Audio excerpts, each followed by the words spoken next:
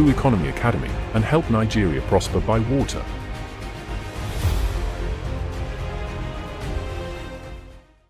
For years, a silent war was fought in our waters. A fight against pirates, saboteurs, and criminals who threatened our nation's economic lifeblood. This is the story of a force that stood ready. A navy that answered the call. The Nigerian Navy has won the first half of the victory. Through unwavering resolve, piracy in the Gulf of Guinea has been defeated, winning us international acclaim. We have brought calm seas to our nation. But calm seas without thriving coasts is only half a victory. The next battle is not with fire, but with focus. A battle to transform the Navy's security win into Nigeria's prosperity. To win this battle, we must change our strategy. From security as a cost to security as a product. This is the purpose of NIPOL, Nigeria's first national prosperity coalition. It is a Navy-led doctrine, an architecture for immediate action where security becomes the bedrock of investment confidence. NIPOL is a strategic handshake between the war room and the boardroom. It moves beyond the silos of marine and shipping to bring in every sector that touches our seas. Consider our vision for blue cities. Nigeria has 853 kilometers of coastline and 8 littoral states brimming with untapped potential. The private sector is ready to invest billions in coastal resorts and infrastructure, but they need an assurance no other institution can provide. NIPOL is that assurance. It is the platform where the Navy provides the security and state governors provide the access, allowing the private sector to deliver the prosperity. This is how the Navy gets a seat at the table from the very beginning, ensuring seamless security planning while simultaneously generating revenue, creating millions of jobs, and revitalizing our coastal communities. Admiral, the tides of our national destiny are changing. For the first time, a dedicated ministry and a national policy have given us the mandate to act. The space is open. This is the moment to pivot the Navy from a guardian of our waters to the guarantor of our prosperity. This is the legacy that awaits your leadership.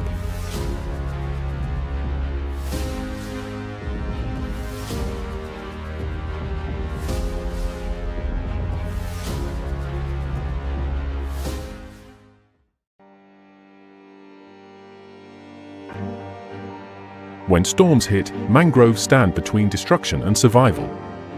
These blue forests are our first and often last line of defense. Mangroves store up to 5x more carbon than rainforests. Seagrasses purify water. Salt marshes prevent floods. Together, they form a climate shield. In Nigeria, over 1/3 of mangroves have vanished, leaving coasts exposed and communities unprotected.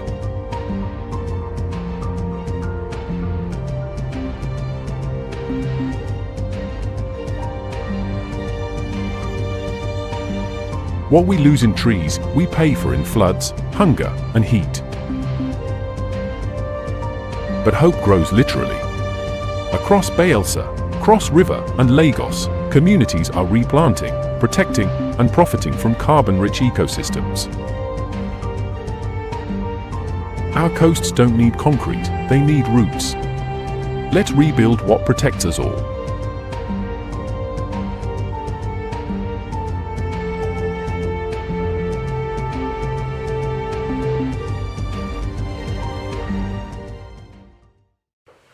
Nigeria has officially entered Code Blue, a new chapter in ocean intelligence powered by the Blue Economy Academy. Code Blue is our monthly national briefing series that brings together policy minds, industry leaders, and civic stakeholders to make sense of the opportunities that lie offshore, underwater, and on our coast.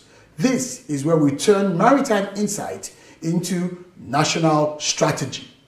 Our maiden edition on July 29, 2025 sets sail with a landmark focus, Blueprint to Reality, mainstreaming Nigeria's 10-year marine and blue economy policy. We will unpack what the policy means beyond the paper and spotlight what government, industry, and of course citizens must do to implement it. With reflections from key public and private players, Code Blue aims to move Nigeria's blue economy from vision to value. Join us for this inaugural virtual voyage. Let's deepen the maritime awareness, shape national direction, and anchor new conversations that make Nigeria prosper by water. Welcome on board. Nigeria has officially entered Code Blue, a new chapter in ocean intelligence powered by the Blue Economy Academy. Code Blue is our monthly national briefing series that brings together policy minds, industry leaders, and civic stakeholders to make sense of the opportunities that lie offshore, underwater, and on our coast. This is where we turn maritime insights into national strategy. Our maiden edition on July 29, 2025 sets sail with a landmark focus, Blueprint to Reality, mainstreaming Nigeria's 10-year marine and blue economy policy. We will unpack what the policy means beyond the paper and spotlight what government, industry, and of course citizens must do to implement it. With reflections from key public and private players, Code Blue aims to move Nigeria's blue economy from vision to value. Join us for this inaugural virtual voyage. Let's deepen the maritime awareness, shape national direction, and anchor new conversations that make Nigeria prosper by water. Welcome on board.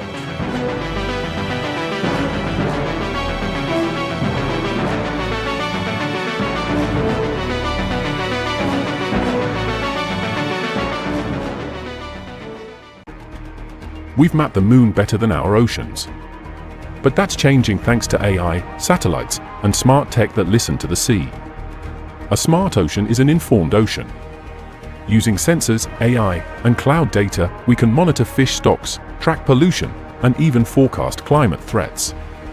In Lagos, youth are coding maritime apps. In Calabar, AI tools are tracking trawlers. In Bayelsa, fishermen use SMS alerts to avoid toxic blooms. From oil tracking to weather alerts, data is becoming Nigeria's most powerful coastal tool. To lead, we need access to global tools, local training, and indigenous innovation.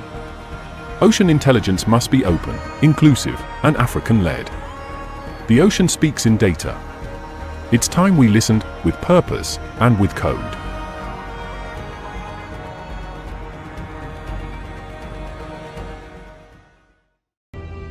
In the heart of Africa, a giant sleeps. Blessed with endless shores, intricate rivers, and vital lagoons, Nigeria holds a destiny written in water. Yet, for many, this vast inheritance remains unseen, a quiet backdrop to our daily lives.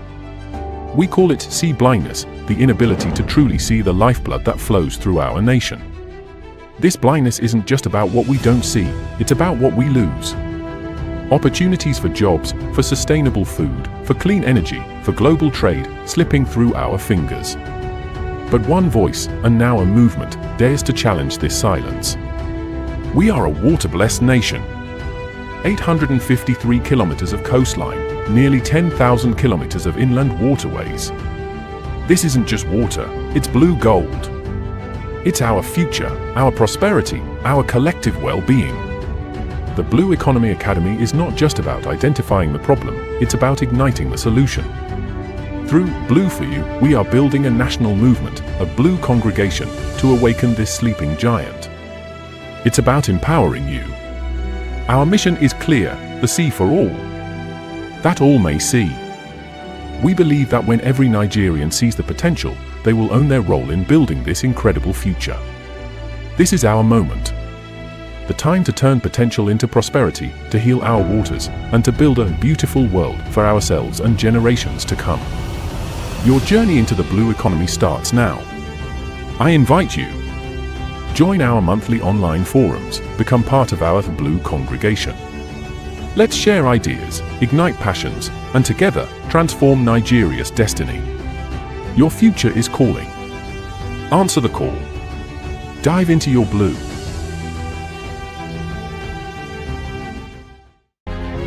Once, these waters were the world's most feared: piracy, theft, fear at sea. But the Nigerian Navy fought back and won. For 3 years, our seas have been calm. Piracy defeated. Waters secured. The Navy victorious. But calm seas alone are not enough. What next? Empty coasts. Idle hands. Youths with no trawlers to work on. Security without prosperity is only half a victory. America is a superpower because its security fuels its prosperity, and its prosperity funds its security. Nigeria too must embrace this duality. No arm of our military holds the key more than the Navy. The old battle was pirates, oil thieves, and poachers. The Navy won it. The new battle is poverty on our coasts, wasted blue wealth, stolen futures. This is the blue battle, the battle for prosperity, for jobs, for abundance. Admiral, history will remember not only the battles you won at sea, but the prosperity you unleashed from it.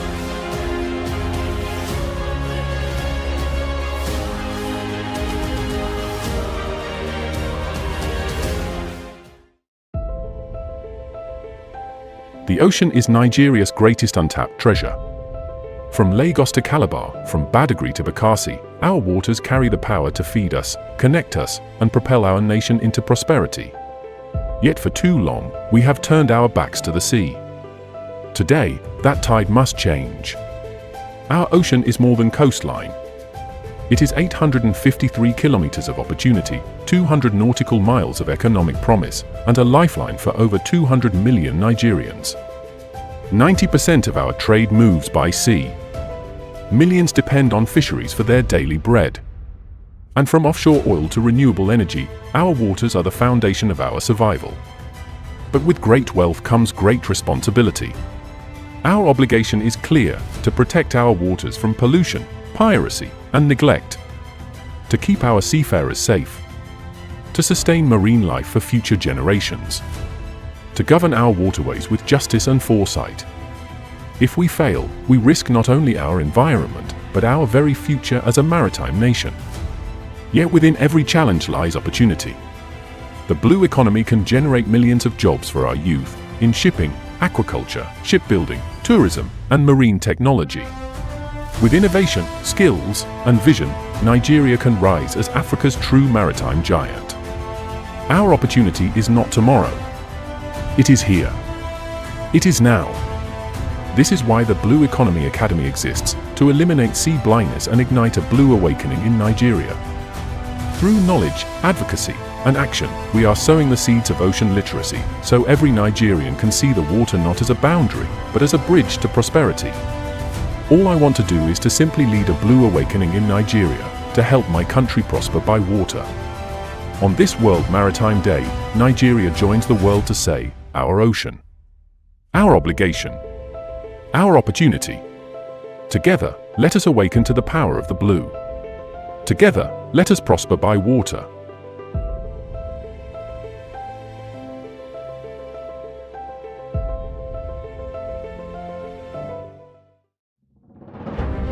The blue economy, a multi-billion-dollar frontier trapped by policy silos and regulatory gridlock.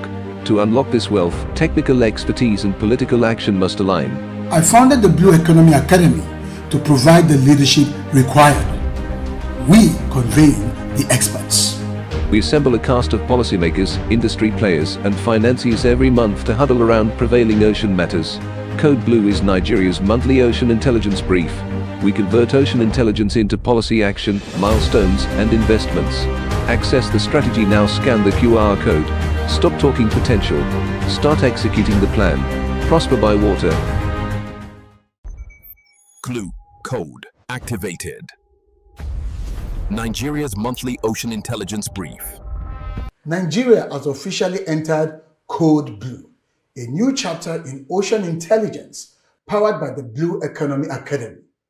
Code Blue is our monthly national briefing series that brings together policy minds, industry leaders, and civic stakeholders to make sense of the opportunities that lie offshore, underwater, and on our coast. This is where we turn maritime insight into national strategy.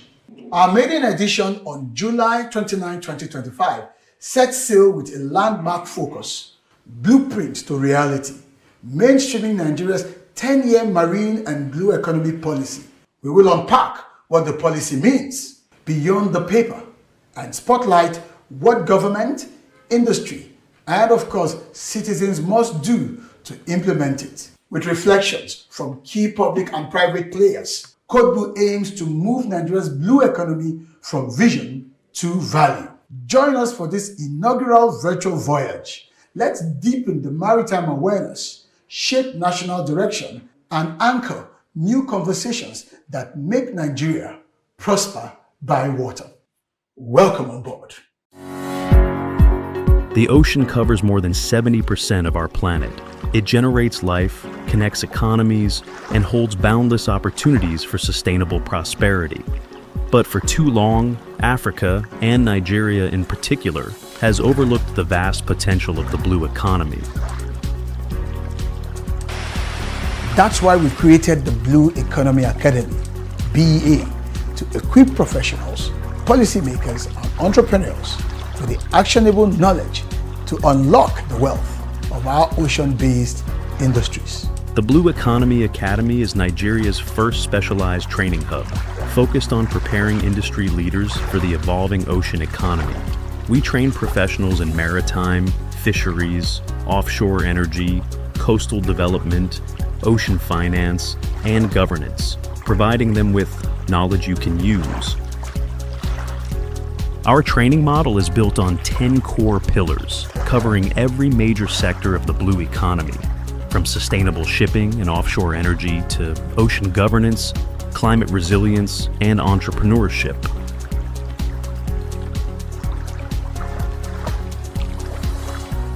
The same way we have succeeded in building estates out of nowhere. There are places that are estates today that 10 years ago you mentioned it, and I still cringe that you mean there's an estate that would I love to live in those places. But when you see the drone view of those estates, when you hear people telling you that they live there, it's a miracle what the real estate sector has been able to accomplish. And we now know from the current rebasing of the GDP, the preliminary submission is that real estate has overtaken oil and gas in terms of GDP performance.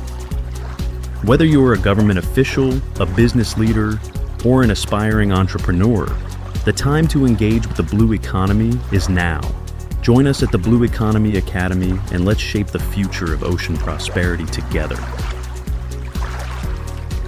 Nigeria has long been behind the curve in leveraging its ocean assets, but with the right expertise, leadership, and strategic investment, we can become a powerhouse in the global blue economy. At BEA, we do more than teach. We create industry impact by fostering innovation, partnerships, and investment opportunities in ocean-based sectors.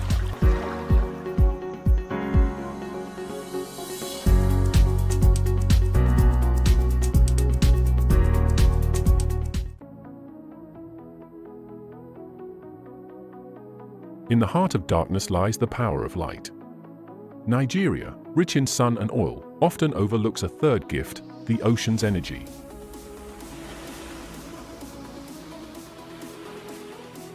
Tides that never sleep, waves that crash with force, winds that sweep the Atlantic.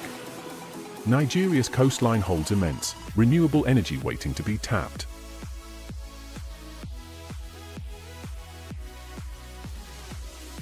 Globally, ocean energy is scaling fast. In West Africa, Nigeria is best placed to lead if it invests. New projects are exploring wave buoys, underwater turbines, and floating solar arrays. Startups in Lagos are working on energy harvesting seawalls and hydrogen extraction from seawater. With the right research, we could power homes, desalinate water, and energize ports, all from our waves. Challenges remain. High startup costs, grid integration, harsh marine conditions. But with public-private partnerships, local manufacturing, and training, we can leapfrog. Imagine rural electrification powered by Tide.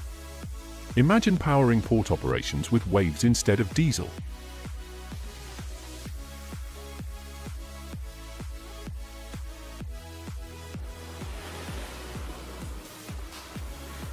Our oceans move endlessly, so should our imagination. The future of energy isn't just under our feet. It's rolling in, wave by wave.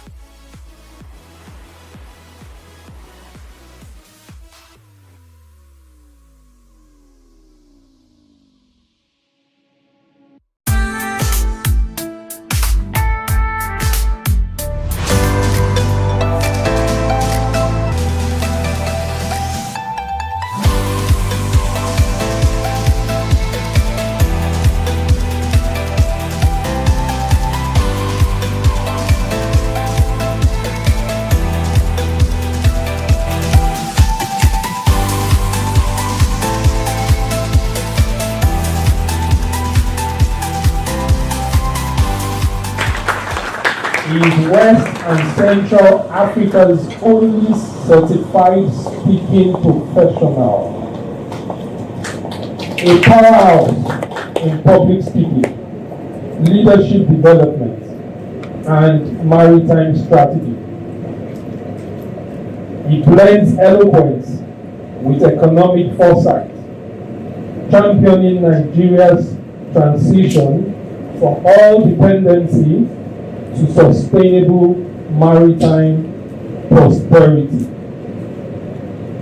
Please join me as we welcome the former special advisor to the Director General of NIMASA on communication and strategy, who is also the founder of Blue Economy Academy.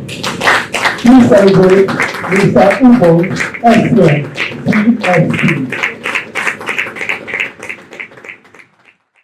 With regards to our business here today, in 2020, I had a fantastic privilege of being invited by the then DG of NIMASA, Dr. Bashir Jamu, to be a special advisor on strategy and communications.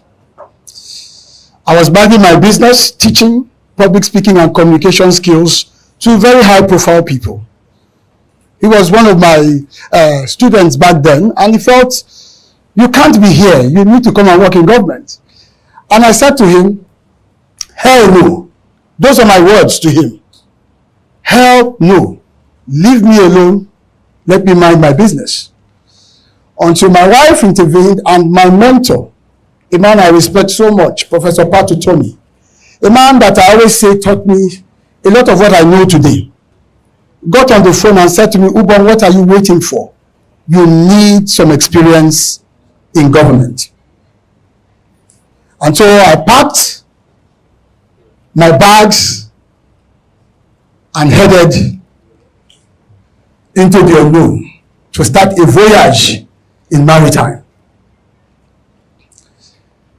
Now, I was thrown into that sector without any orientation.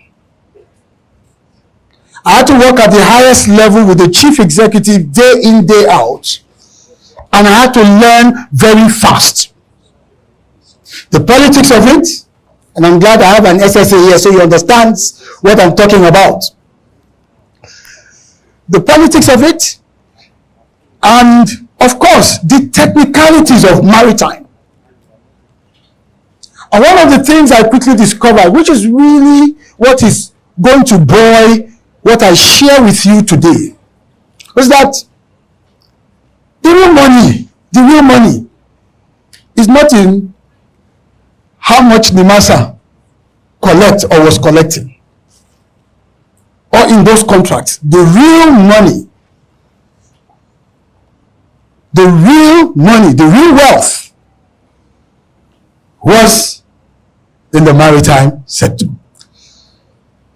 itself. The entire ecosystem of what we now know and recognize as the blue economy. But before I proceed, permit me to also extend my respect and acknowledgement of the presence of the SSA to the Governor on Housing, Ministry of Lagos State, Honorable Ayo Amodu. Honorable, my apologies, sorry, this just came to me. So we're in good hands. We have two SSAs here. So I feel a kindred spirit knowing the roles of special advisors to principal officers. And one of the things that I learned quickly, and I had what I would call the fortuity of leading, was the agency's Blue Economy Initiative, which we called From Crude to Blue. We are coming down to the real estate sector, but we need to know where the journey began. In other words, we have to start a conversation about our reliance on fossil fuels. Of course, it brings in most of our petrodollars.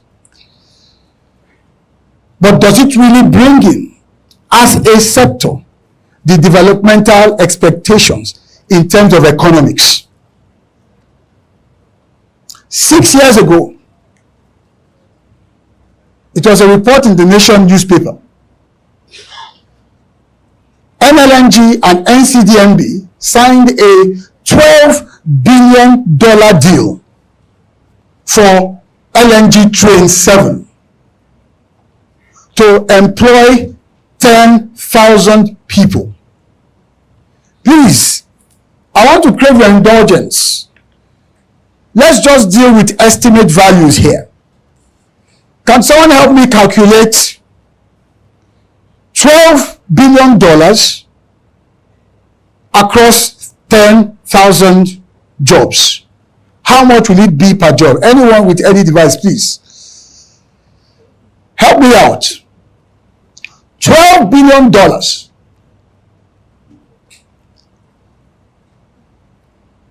by 10,000 jobs. We are talking estimate values. We know that was an investment, but let us just cut the promoters of the project some slack. Let's say that was the total money meant for job and everything associated with it. What do we have per person? $1.2 million. So let's just say, for the sake of argument, $1.2 million multiplied by 1,500 naira.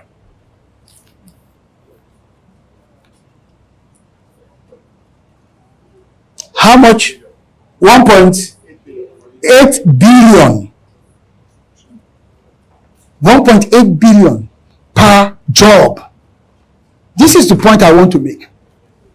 The expectation, and this is just very basic and simple economics, the expectation from that calculation alone is that for there to be any benefit, it would have to trickle down from each of those 10,000 persons.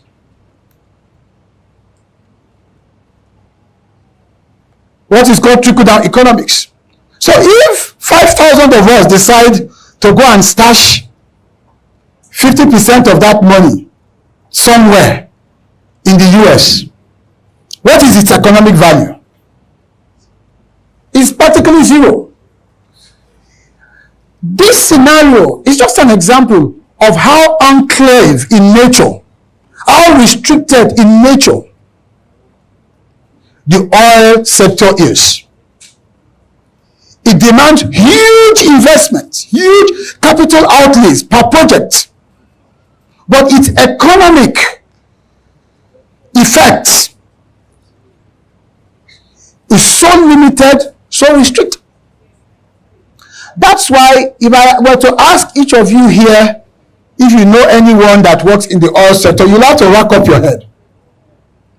It's an exclusive economy, it's an exclusive club. Nigeria cannot grow economically on the strength of an economy that is on the strength of a sector that is exclusive, enclave by nature. We have seen it. And so it makes sense for us to say, out of that 12 billion, estate surveyors and valuers were you to invest just 1 billion out of that 12 billion in real estate, what do you think will happen in terms of employment? I'm asking you, anyone, this is an open conversation now. You know your numbers, you know your business. Will it employ just 10,000 people? Estate players in the estate sector, will it employ just 10,000 people? Give me a guess. Give me a guess. $1 billion investment in real estate across, maybe let's say a PPP project. Let's say we're building some smart cities. Let's say we're building some set of estates. Can someone give me a number, please? Pardon? Over 20,000? Any other person? It certainly will be much more than 12 billion to 10,000. So I share this with you to present to you a picture of two cities, a tale of two cities, or a tale of two economies. Oil and gas, which we have relied upon to drive our economy, and then the blue economy, which in itself is an emergent economy, an expand sector. And we're going to see some of the thinking behind it. And if I am able to help everyone in this room, whether you're a policymaker or a practitioner, to shift your thinking, then the possibilities will be endless. So, the blue economy and the real estate development, the sea of opportunities before us. The World Bank tells us that if the ocean were a country, it would be the 7th largest economy in the world. Let's start with that premise. The 7th largest economy in the world. The 6th largest economy is the UK. So after the UK, the ocean economy would be the 2nd largest in the world. For very obvious reasons. 70% of our planet is water. 70%. And the economic sustenance of the planet itself, apart from the biology of it, is water. How? Global trade.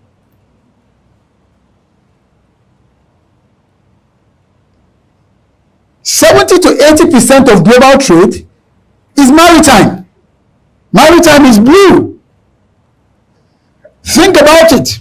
During COVID, no planes could fly. No cars could run. We all got stuck. Everybody sat back at home.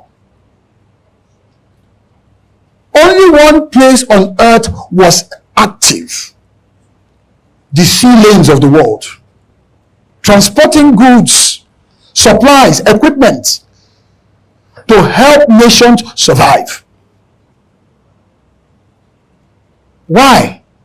Because most of what we consume is delivered to us by water.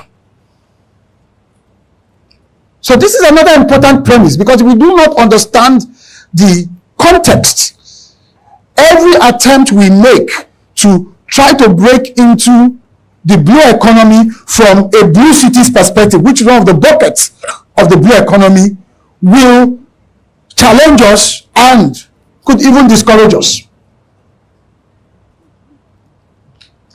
So whether we like it or not, this is what the blue economy is about.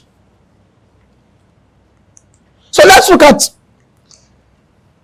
some definition of the blue economy, and let's take what the World Bank tells us about the blue economy. The World Bank says that the blue economy is the sustainable use of ocean resources for economic growth. It didn't say for revenues, and we have to begin to shift this mindset away from revenues. Revenues are essentially meant to be a fallout of actual growth. There's too much fixation on revenues without growth. It is not a sustainable approach. Revenues are a given. When economic growth takes place, you are generating so much revenues and it leaves nothing in terms of economic impact and growth. What it means is that when next we go in search of revenues, we have to increase the toll. That's what it means. So the oceans are there untapped because there's no growth. And all of the values. So whether we're in government, the fixation of revenue, the fixation towards revenue or the fixation on revenue has to be modified, has to be tempered. Likewise, for those of us in business who are also fixated on revenues, how do I make money? It is not a sustainable approach without creating growth. Because what guarantees revenue in perpetuity is ensuring that the growth engine continues to run. If you're coming constantly for revenues, like the concept of Stephen Covey's work, 7 Habits of Highly Effective People, when he talked about the golden goose, the goose that lays the golden egg. Each morning the farmer goes in, the goose lays an egg, he takes it to its golden cells. Every morning he keeps going. Then he got so tired, he said, look, why don't I just slice the goose open and take all the eggs? Well, there's a problem with that. In the final analysis, you can take all the eggs, then there's no more goose. That's a classical example of over-fixation on revenues alone or on making money alone. There must be growth. The farmer ought to have been thinking of, oh, all right, I have one goose laying a golden egg. What do I need to do to expand capacity? That's what the blue economy is about. So it is a call to us to know that we must take steps, make the necessary commitments, make the necessary investments towards ensuring that there is growth, and then the money we are looking for will come. There's money, the blue economy. So let's go back to our definition. The sustainable use of ocean resources. The ocean has a lot of resources. Those resources are within the ocean. Those resources are also above and around the ocean. And those resources are also adjacent the ocean. If I wanted to define the blue economy simply to the average Nigeria, I would say everything water. Whatever is inside the water, your fishes, your shrimps, those living organisms and plants, whatever is beneath at the bottom of the water, the resources you can mine from it. Whatever is on top of the water, your ability to carry out transportation activities. And then, of course, the fallout effects of what happens on the coasts or the adjacency value of water, meaning coastal communities, trading taking place along that line, the development of estates along that line, hubs. That entire ecosystem would be my own definition or explanation of what the blue economy means, so that the average Nigerian understands it and appreciates it, because Nigeria is a coastal state. Nigeria is supposed to be thriving via the blue economy. That is the understanding we are yet to inject fully into our minds. Many people live in Lagos but don't even have that appreciation that Lagos used to go by the appellation state of aquatic splendor. Now that sounds like a mouthful. But that's blue economy. So those are your ocean resources. And it says when we use these ocean resources, certain things must happen. First, economic growth. Second, improve livelihoods. There are people living around water bodies that are worse off. That is not blue economy. That's like brown economy. They are worse off. So that's not blue economy. It must improve their livelihoods. So whether it is to enable them go to schools, go to good schools, get medical support, and be as comfortable and have some measure of decency, improved livelihoods, it's a factor. And then, of course, it must create jobs. Jobs. It must create jobs. Employment, so that the people within that area can have a decent means of getting income to sustain their lives. And then, lastly, it must also preserve the health of the ocean ecosystem. So, as you begin to prepare your minds to go into the blue economy, from a real estate standpoint, you must understand what the blue economy actually means and what the 5 key elements represent. So that when you design projects, when you plan projects, when you propose or market or execute projects, all these elements must be there. So if you're building marinas, for instance, because those are the things we should begin to take for granted along our coasts. If you are building seaside estates, luxury estates, hotels, which cost so much more to be in, or take, we shouldn't go too far, take the Eco Atlantic, for instance. If you're doing all of this, you must keep in mind whether you're participating as a financier or participating as a transaction advisor or participating as an actual builder. You must keep these things in view. Sustainability,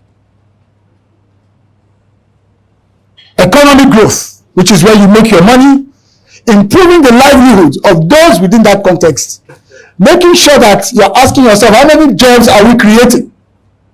And then ensuring that matters such as pollution are addressed. We take a look at our water, there's so much that needs to be done in that regard. Plastics in waters everywhere.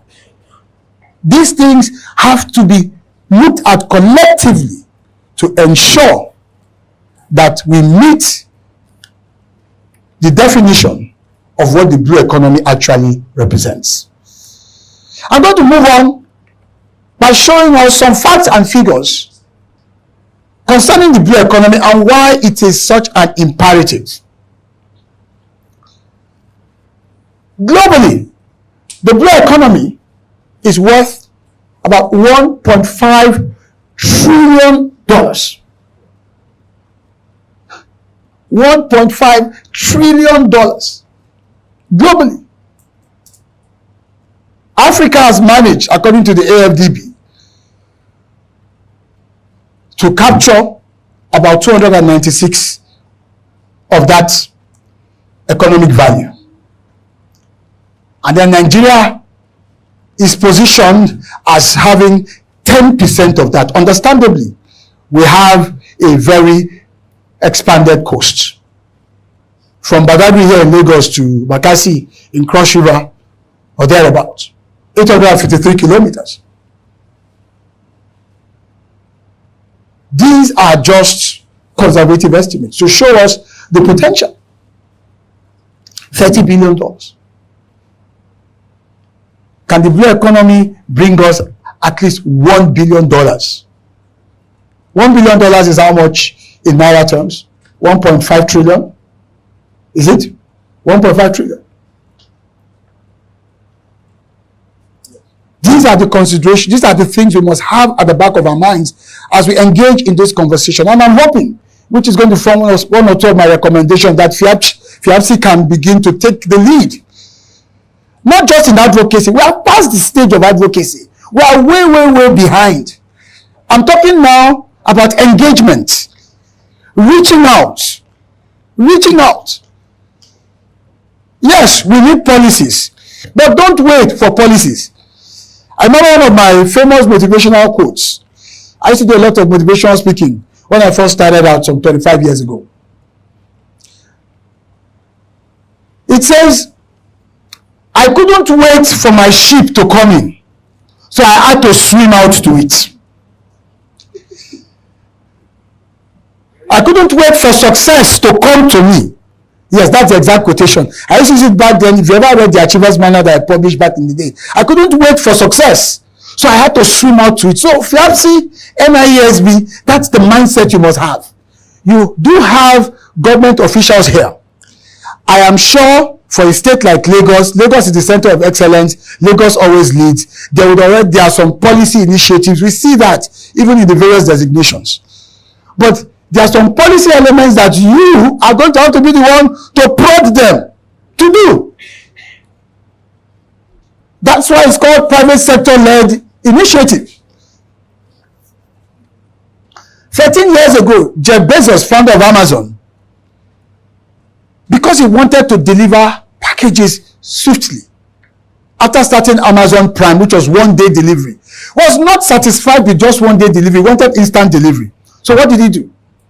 He started test running drones to deliver packages within 30 minutes. That was 13 years ago. So 2002, 2025, 13 years ago.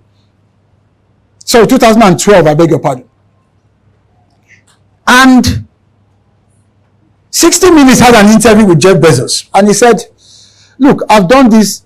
The problem that we have is that the FAA, that's the Federal Aviation Administration, they are so far behind. What you have just test run is confusing them. Think about it. Sometimes it has to be that way. Sometimes it has to be that way. That's why it's called a partnership. Government needs all the partnership it can get from those of us in the private sector.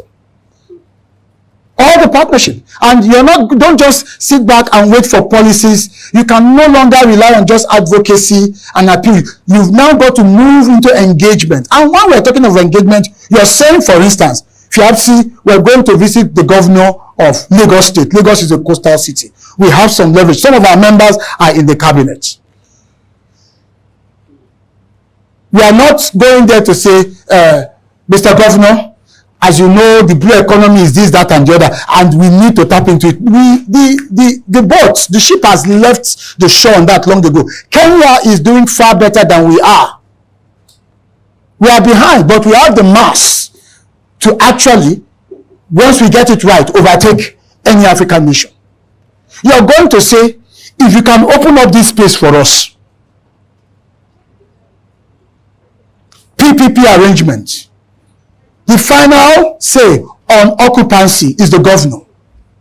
The same way we have succeeded in building estates out of nowhere. There are places that are estates today that 10 years ago, if you mentioned it, I still cringe. That you mean there's an estate there. Would I love to live in those places? But when you see the drone view of those estates, when you hear people telling you that they live there, it's a miracle what the real estate sector has been able to accomplish. And we now know from the current rebasing of the GDP, the preliminary submission is that real estate has what? Has overtaken oil and gas in terms of GDP performance. That should tell us that there's something there. We should all be paying attention to it. So you've worked this miracle on the land. We're saying it's time to take your miracle prowess to the waters.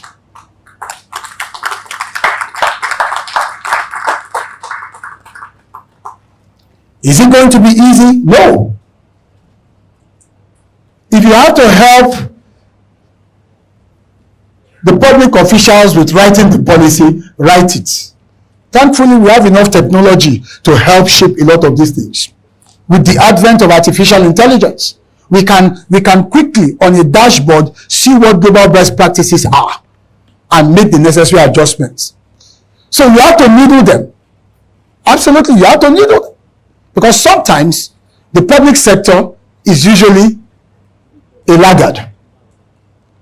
Jeff Bezos wanted drone delivery. FAA couldn't catch up with it. I'm told that drone delivery just started in the UK last year or 2 years ago. The private sector has to be very aggressive. And that's why I use the term engagement over just advocacy. Because at the advocacy level, we're talking. At the engagement level, you are putting something on the table. And you are placing a challenge on the table. To say, give us this space. Give us this. Clear this space. If all you can do is open it up with the most minimal infrastructure as your own investment in this partnership, do it. And then we can take it off from there. All right, so the next thing I want us to focus on, I want to show us a picture of some of our maritime assets as a nation, to just give us that level of clarity as to what we are sitting on and as to what we actually have in our possession as a nation. So here are some of our maritime assets. 853 kilometers of coastline. We've mentioned that. Those 8 littoral states: Lagos, Ogun State, Ondo State, Delta, Rivers. There is Akwa Ibom, my state. Although I think I'm more of a Lagosian than an Akwa Ibom person, because I was born and brought up here, and I'm not sure they've seen me in my state in over 10 years, 15 years. Even when I worked in NIMASA had an office and projects there. It was those projects I was unfortunately not able to go and participate in. Cross River is also there. Bayelsa is there. We have 8 of these states. So we have what I call the keys of the Atlantic. And international law says that from the coastline right to 200 nautical miles, everything around the waters, inside the waters, belongs to us. Everything. So everything you can build there in terms of real estate is yours. And by the way, I was talking with my friend Bidomi this morning. I said, look, I have a slightly different view to the concept of real estate than the general one, which is, if we talk about real estate, it means that you own landed property and all that. That for me, real estate is permission to mint something. In this case, to mint money. That's what it is. Now, at the School of Eloquence, we have a license from the NBC to operate a TV channel called the Achievement Channel. And on that license, it says nationwide. What do you think MTN's real estate is? It's not the mass or the masts and what have you. Its real estate is where? The airwaves. That is MTN's real estate. And that's why they say everywhere you go. That's real estate. So we need to begin to look at all of this. And I want to challenge you. So if I have a TV license that says nationwide, that means that my real estate, as far as broadcasting is concerned, is that space. The NBC gave us that license the same way the NCC gave MTN that license. And it's the same way the governors give you what? C of O. Because you know that the land is not permanently yours. Now, I don't know that I'm giving some governors ideas to begin to give water CFOs or blue CFOs here. But anyway, if they use it, they should make sure they pay me because so water itself is real estate. That's what we're saying. Because we're talking economics here. And until we begin to think ocean-centric views, we may not be able to translate our success on land to the sea. So we have 8,500 kilometers of inland waterways. Now, this is very interesting. So when we talk about the blue economy, it's not just what happens along the coast. The coastline is the frontier. That's why I believe very strongly that it is the 8 littoral states that represent the actual frontiers for the blue economy. FIABC find a way to engage with each of these states, understand their needs, do a proper needs analysis as it relates to real estate. That is going to be your linkage.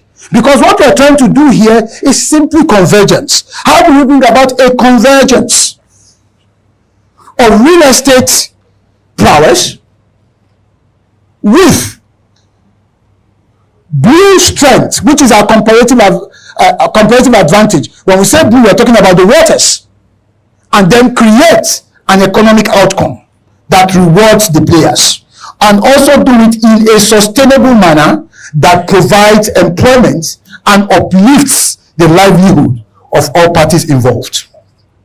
This is the thinking of the blue economy. So the 8 littoral states are the frontiers, but inside the country, within the country, I call those 20 states, all connected by water, inland waterways network. We call them the blue corridors. 20 states in Nigeria can be linked within through water. And we have 8,500, over 8,500 kilometers of these inland waters. So think about those top two, 853 kilometers coastline, and then 8,500 kilometers in-house. I'm going to spare you most of these others and then show you what I mean. Opportunities of the blue economy. This is our coastline. And there are cities everywhere here. There's Badagry, Ojo. These are all coastal, potentially coastal cities, because that's where we are going to. Coastal cities. Look all the way right down to Bakassi. This is what we have for free. Every day we wake up to it. Economic possibilities that will not destroy the environment, that will create more jobs, guarantee more security, because if there's more development along these coastlines, it reduces insecurity. This is where the money is. Of course, I mentioned earlier on about what we have, our inland waters. So, my dear friends, I want to quickly point you to the buckets of blue opportunities. Let me tell you, you think you have made money, You haven't made money. If you're a long-term thinker and you can take or make the first mover's advantage, and of course real estate business is a long-term business, this is where the money is. Every time I travel abroad, I pay more for the hotel room I stay in, as long as that hotel is closer to a water body, than I pay for a regular hotel where normal people like you and I stay. Why? Blue economy. There's always a blue tax. We are enjoying this fresh breeze. I stayed at one hotel in Greece called Kiani Ati 2 years ago when I attended Posidonia, which is the annual event on maritime, on shipping globally. Because the Greeks are the leaders. The Greeks control about 30% of shipping globally. That's why they could manage their major economic crisis. Their economy, their maritime strength, their blue strength was out of this world. Countries like Singapore, all they are doing, they control 25% of maritime labor, seafarers. So imagine what those young boys from ships are repatriating. It gets to a point where nobody is bothering about revenues that government is collecting, but the collective effect, the collective blue effect from blue activity is significantly flowing in. I'm not just talking about trickle down when one person makes $1 million. No, that's trickle down economics. It's risky, it's unpredictable. But when it is a flow and it flows, you know that everything in that hemisphere is going to feel the effect of the current. That's the power of the blue economy. So when we are showing you this rug of water that we are lifting, we are showing you that, let me use a Yoruba expression, Nkombembe. That's what we're telling you. That's what we're telling you. So it's a bucket of blue opportunities. So I'm just going to leave you, before I go into Q&A, by just showing you the 10 buckets of blue economic activities so that you can decide which one you want to fetch from. The 10 buckets. That's why we call this an expanse economy.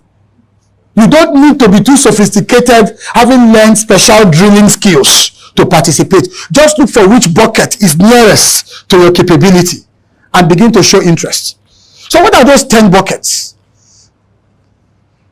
At the Blue Economy Academy, I founded the Blue Economy Academy after my time in NIMASA. I said to myself, okay, I've had government experience, and it was a fantastic privilege, and I'll always be thankful to my boss, Dr. Jamo, who fought tooth and nail. He fought his way to ensure that I took up that job, up to the point of getting my wife involved. You know, when your wife comes and says to you, why don't you rethink it? It means that even in your house, you can lose elections. I'm telling you. That's what it means. And so I took on that job, and I learned a lot because I actually participated. All the things we did, we came up with a document called From Crude to Blue. I was sharing that with the chairman, with the chairman of Lagos PFC. Sorry, Lagos NIESB earlier on. And so these are the buckets I want to show you at the Blue Economy Academy, which was what I started after I left NIMASA. And look, I don't want this knowledge to go to waste. Let's begin to share knowledge, inspire people, educate people about the blue economy. So there are 10 buckets, and this is where I'll leave it and take questions. Bucket number 1, as you can see, is what we call blue what? Blue commerce, trade, shipping, movements of goods and services. Can you imagine blue commerce? Moving palm oil to Lagos by sea. It will be cheaper. You'll be able to do more volumes. You'll evade, the usual wahalas on the road I will not mention. And then you'll be able to do so much more. Blue commerce. So transportation itself is one. The second one is what we call blue bounty. Blue bounty simply means aquatic life. In terms of fish, shrimps, and the ton of what you can harvest for food. The third one is what we call blue power, sustainable energy. Nigeria still has a lot to do in that regards. Renewables, wind farms, and all the rest that we can get.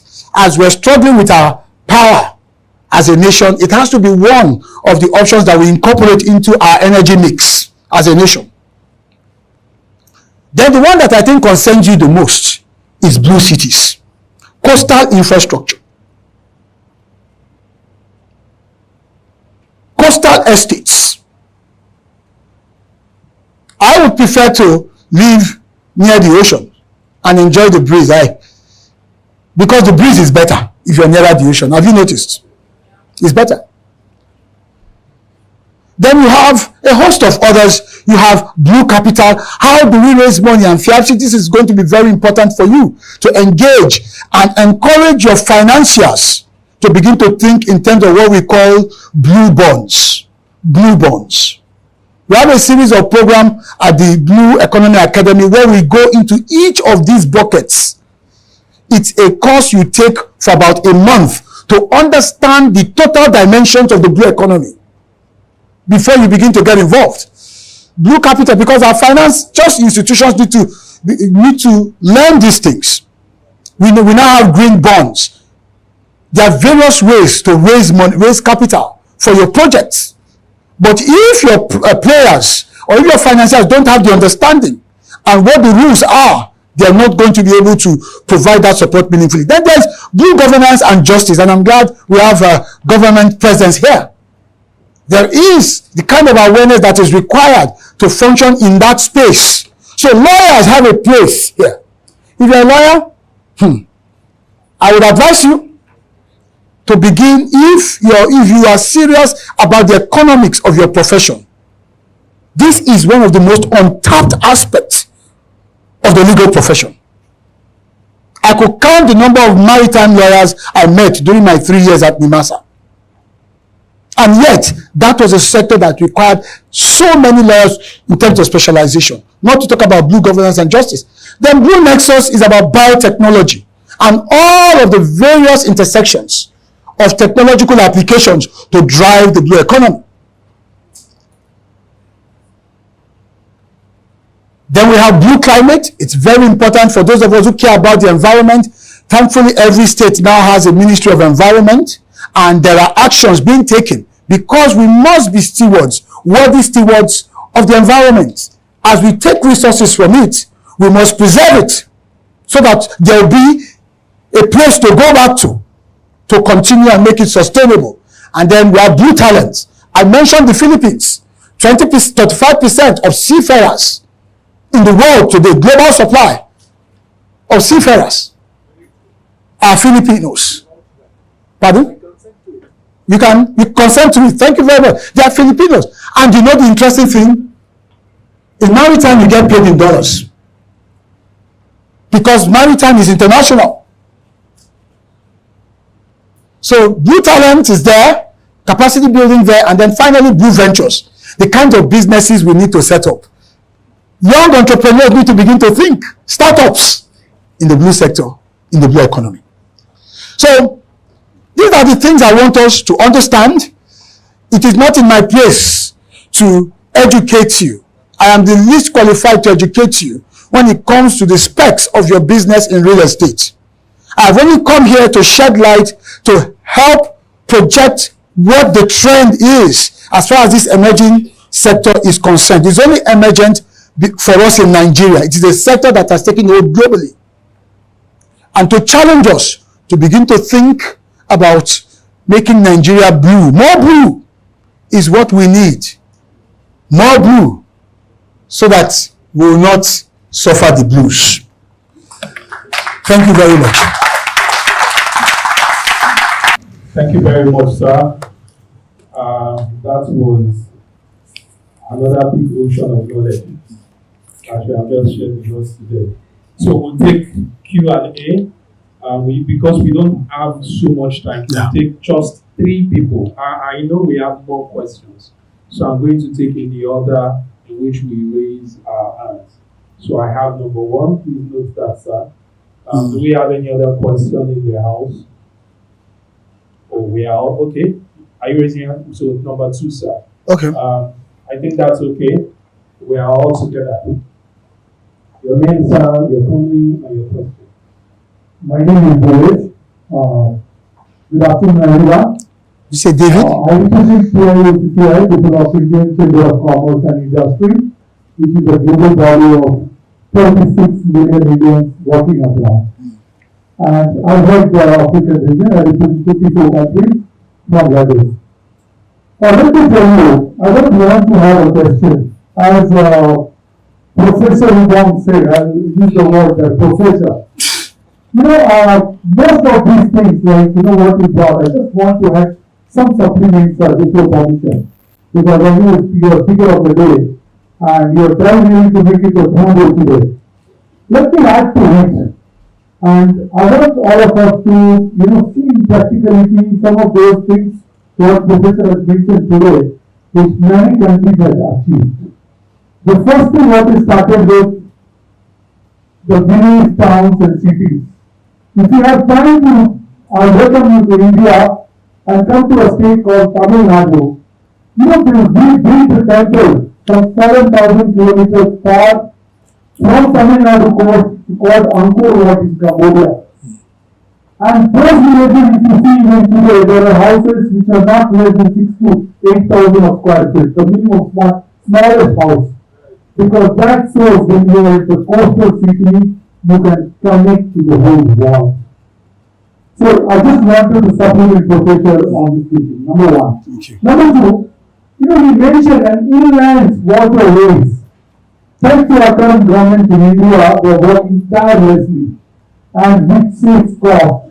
Not only cost, the headache that we see on Nigerian roads. I just put you one number. You know, for me, India has got a very big coastal, I don't remember the numbers, I think about 5,000 kilometers or so. So, earlier, we used to produce something in Kolkata from eastern part of India and you take to western part of India. It will cost you 15 rupees per kilometer with fuel, toll, and all the nonsense on the road. Because to tell you, Nigeria is just a pilot of India, what India used to be for 20 years ago. So, you've seen all those things. So, today, the same thing, you pay 1.5 rupees. You see how the water used can help us. We're studying on the road and the quantity. So, Professor, that is the second thing that I wanted to supplement. Right. Thank you. The third thing that what I wanted to add to this gathering here is, let me tell you, yes, it is not a matter of government. Those who are still sleeping and waiting for the government to do, government may not come. Whose government is that? Who they represent? Who are those gentlemen sitting on the office? Please, go and engage them. He's right. The whole world is waiting, not for a decade. They have done another decade has done. If you don't engage, the delay is yours. Your country is established. You are established. Thank you very much, sir. Thank you very much. Appreciate that. Thank you very much, sir. India is one of the leading maritime nations in the world today. We can't, maritime and blue economy, we can stay here and go on and on and on. As you can see, I still have like 4-5 slides, but again, that's why you have to come to the Blue Economy Academy, because we sit you down and we take you into it to understand what the dimensions are that we're dealing with. Then you take your own slice, your own bucket, and say, look, 10 buckets, I think this one bucket is enough for one lifetime. Let me now begin to drink from it and drill into it. Oceans of opportunities. In fact, think of the ocean this way, or the blue economy this way.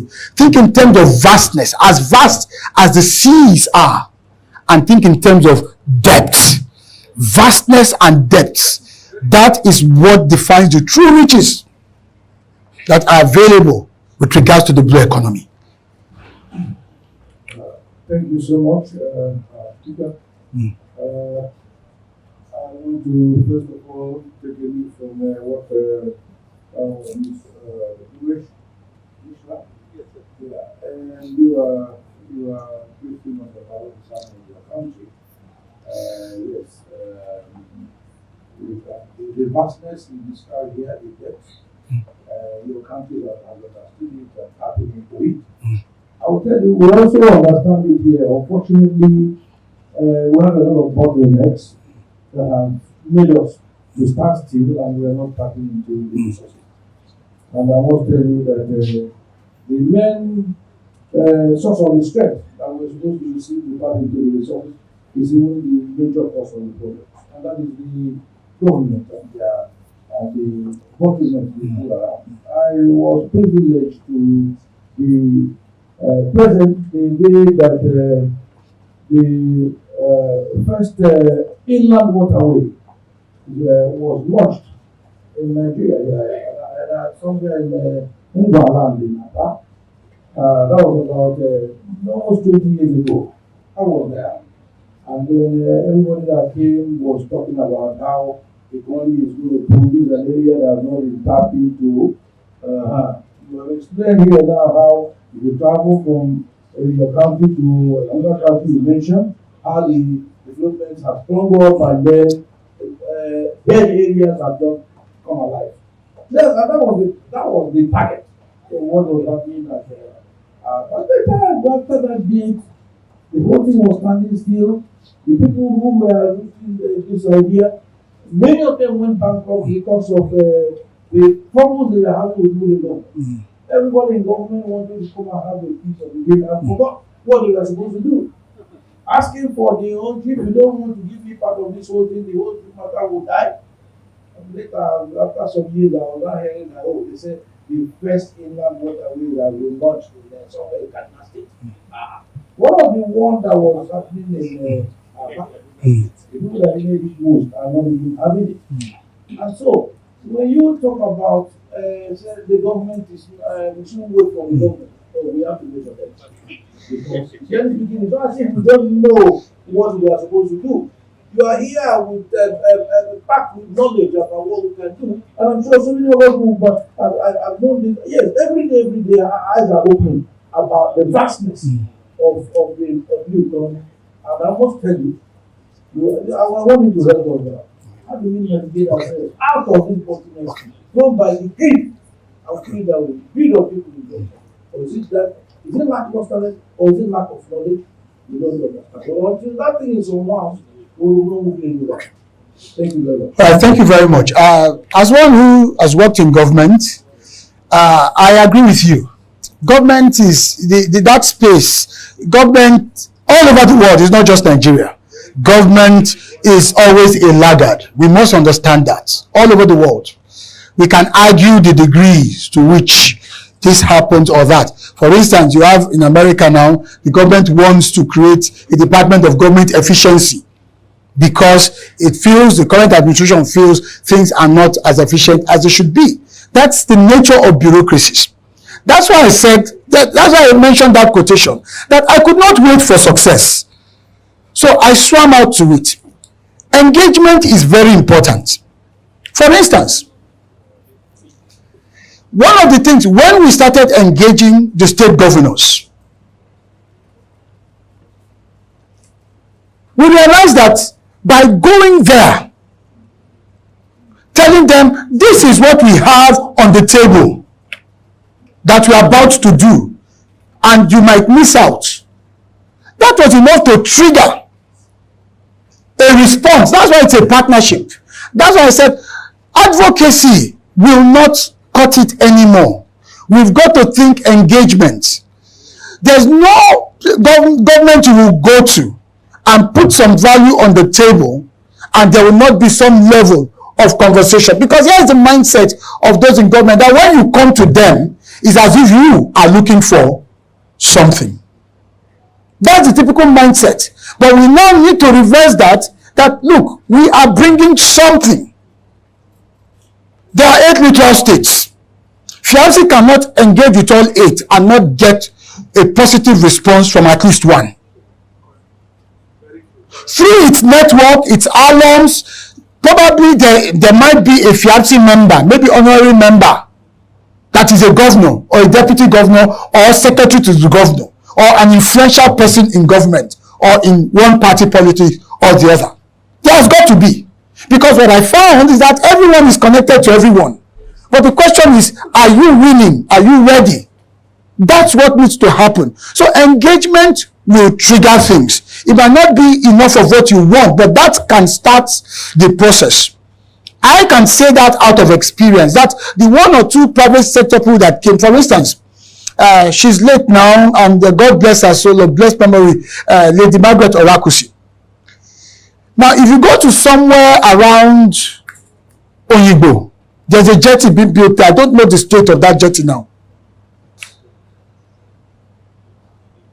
During my time in Nimasa, Margaret Orakusi was probably one of the very few persons I could count the stakeholders that didn't come to Nimasa asking for something, looking for a contract or asking for anything. When she came, she was putting on the table, we could see the maritime projects she was doing, and the concern for us was how to not miss out. How to not miss out, we needed to at least find a way to associate with what was going to become a success. She had land cleared, that place was a massive heap of refuse. And she had reclaimed land, she had already cleaned the environment, she was doing that with NIWA and other agencies, and Nimasa had an environmental role to play. I was a special advisor to DG on strategy and communication. It wasn't something it wasn't something I had to struggle with. She had already made a compelling case. This was not somebody coming to take. This was somebody coming to say, look, I've already gone ahead of you guys.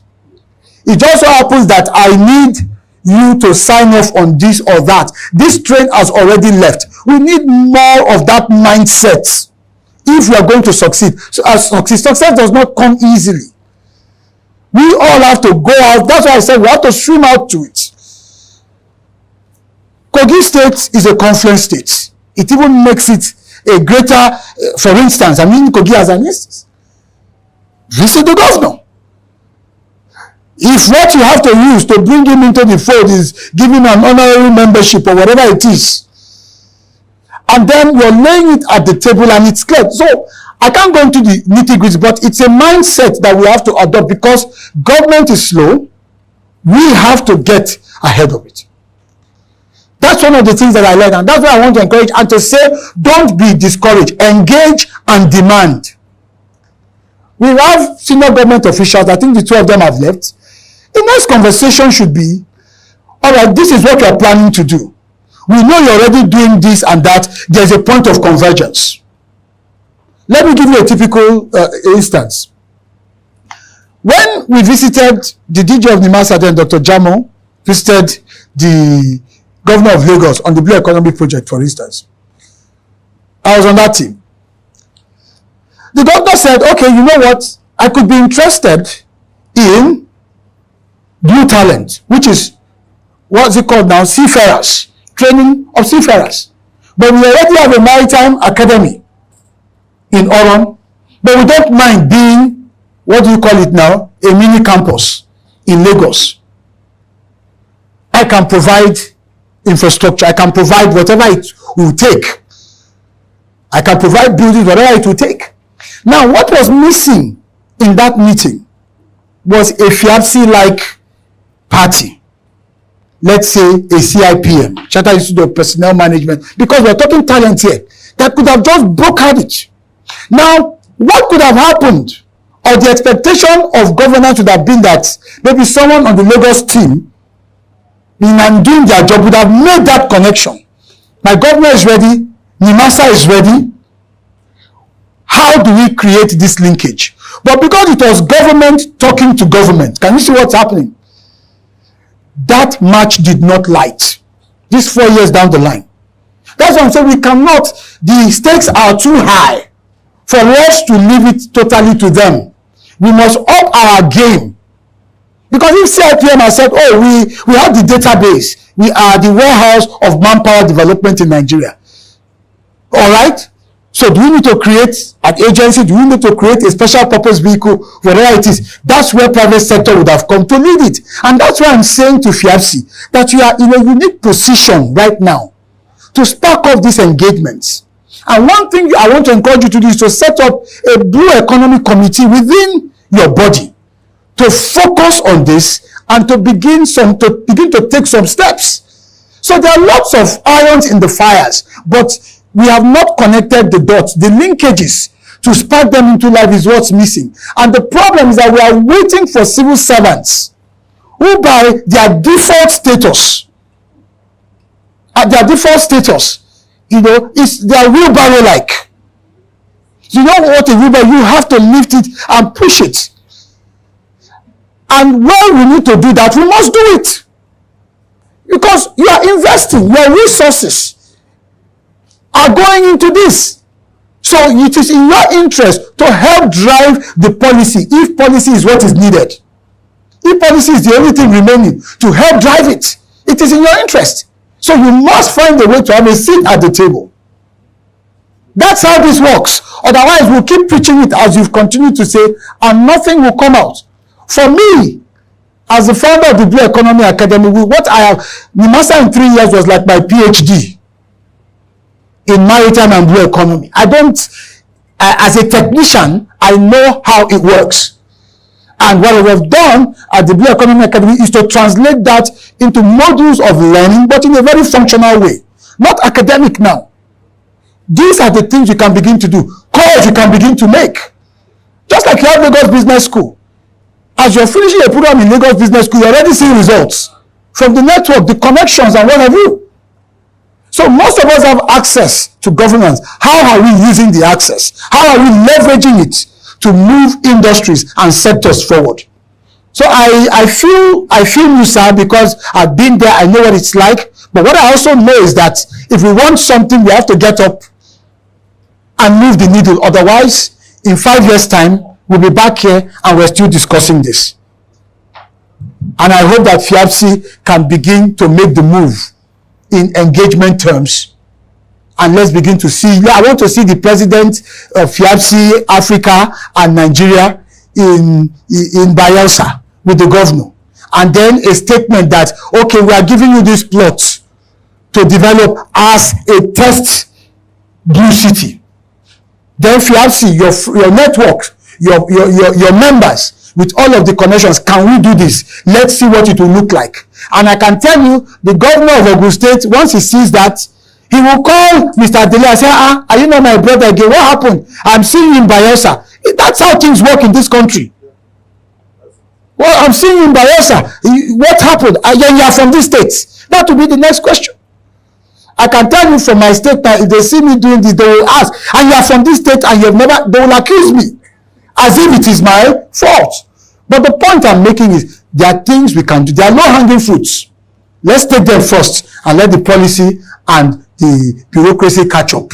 They are lagging indicators. They are laggards. Okay, thank you very much. Okay. All right. I guess I'm done. One take. Yeah, sorry, we just have one more question. One more? Okay. Good afternoon. Good afternoon. I'm Reverend Dr. David. I'm from New York City. My question to my honorable, Thank you, sir. you are very inspiring, your message and eloquent.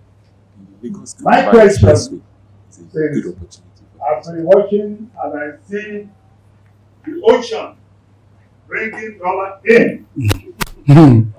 Now, luckily, I'm one of the contact persons in New York City when it comes to affairs of Nigeria and Africa. My question to you, my honorable, how can we be in safe haven when it has to do with honest person to deal with in Nigeria? Now, I want to see or hear from the panel. Who can we get in touch with when we want to get property here that we won't cultivate in empty barrel, that we pay and we don't get nothing in return? Fortunately, I'm very close to the Black American business people and developers. And I think before COVID, the main Sanwo-Olu came to the US to ask for people of business. And unfortunately that I was there as one of the people that he spoke with. Now I want to see how you can make it that we will have confidence in Nigeria when we're talking of real estate. Because we have big real estate developers that they are interested in Nigeria real estate. I was invited to Nigeria Embassy last year. They urged me to use my influence to bring business people to Nigeria. Where our problem started from is the consulate, where they can't get visa because they contacted visa to a private company. So now, if you can advise me, so I carry the message home that we are safe to do business with Nigeria or Africa particularly, that these are the list of people we can deal with, that we can sleep without open one eye. Okay. All right. Thank you very much, sir. Thank you very much, Reverend. We appreciate your question. It's always a germane concern because these are investments that we're talking about here. I think you are already in the right space. You're already in the right space. Because when you make plans of the nature that you have indicated, and by the way, New York City is one of the leading blue economy centers in the world. I mean, in terms of what happens between New York and New Jersey, their port and what goes on there. So you've come to the right place in terms of a professional, having access to the right professionals to guide you in that. And so you'll be meeting with the presidents of the two presidents, FIAPSI, Africa and Near East. Mr. Dele is here. He's going to work with you. And then, of course, Mr. Opatola is here as well. So here you have both FIAPSI, which is the international body for real estate practice.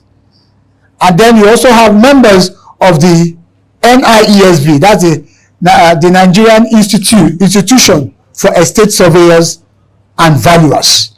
So you are in good company. So I hope that addresses your concern. Before I leave, I want to reference something I watched 2 weeks ago on television.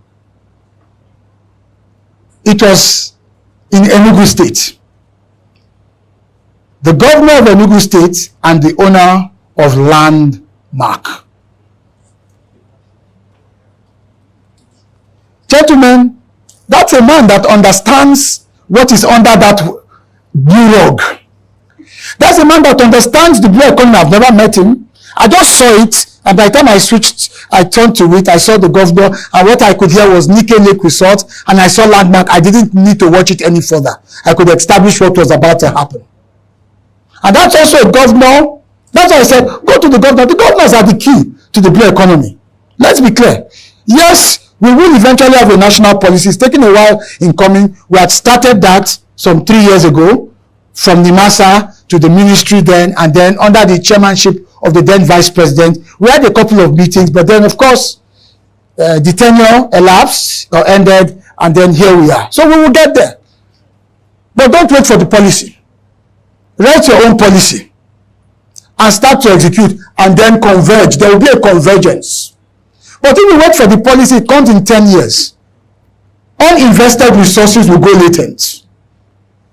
So blue economy will allow you to broaden your mix of portfolio in this business, and you need it. No investor sticks only to a singular line of investment. So here we see a man who encountered a very painful, and let's agree with that, setback.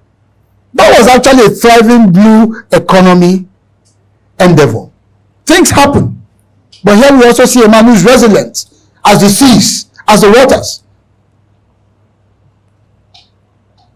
Who then says, okay, this has happened. Rather than throw his hands up in the air, blame, whatever, accuse, he locates another playing field, another watery playing field, a blue playing field. Nike Lake Resort in Enugu used to be a very fantastic place. And here we see a man, that's a blue economy, that he decides to move from the coast, because Landmark was on the coast, and decides to say, well, if the coast is giving me stress because of the construction of the Lagos, that's the coastal highway, which in itself, if accomplished, or when accomplished, will actually add significant value. But do not wait. We don't know when it will be accomplished. The man goes from the coast, from the coastal side to the blue corridor.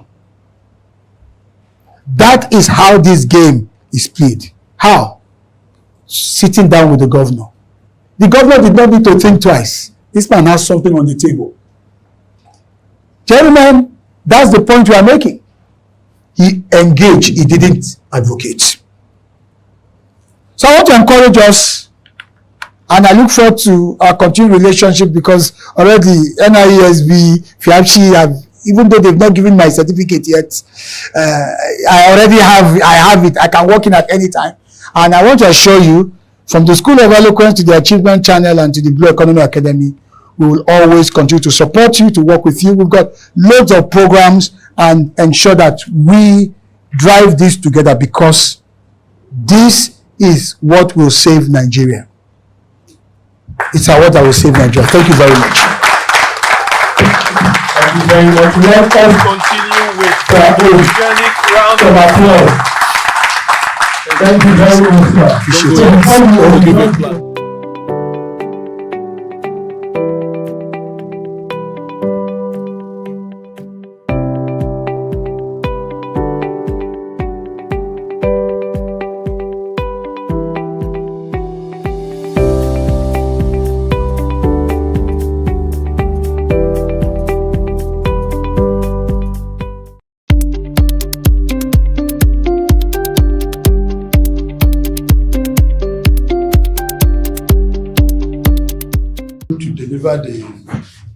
Who's going to talk with us, who will lead the discussion, let me say it that way. As one of us in the industry. So there is nothing you are going to hear today is probably through practical experience because he has passed through several ladders in this industry. One, he worked as a SA media to the Master DJ, Dr. Jamu. That was his last port of call. And thereafter, before then, he had a school in Lagos, a very thriving school called School of Eloquence and Communication. I'm sure most of you have been hearing of it. That's the owner, the proprietor of School of Eloquence and Communication. His name is Dr. S.N. Ubong. So let's give him a round of applause, please. Thank you. Thank you. His paper or his discussion this morning is very broad because I know he has navigated well in the industry. And when we were discussing, I told him, listen, I beg, so many things are involved. You have to go through the nitty-gritty. In fact, his paper is 4 papers in 1. So it's going to be holistic. Sir, the people you see here are staff of PR unit of Nigerian Shippers Council. Most of them are in Lagos, some of them are in Kano, Abuja, Bauchi, Port Harcourt, where they have zonal offices, they have PR people in those offices. So the head of PR assembled them to come and share perspectives, share ideas on how to go forward, which is a normal routine. So we'll now give you the floor to start your conversation with us. You're welcome.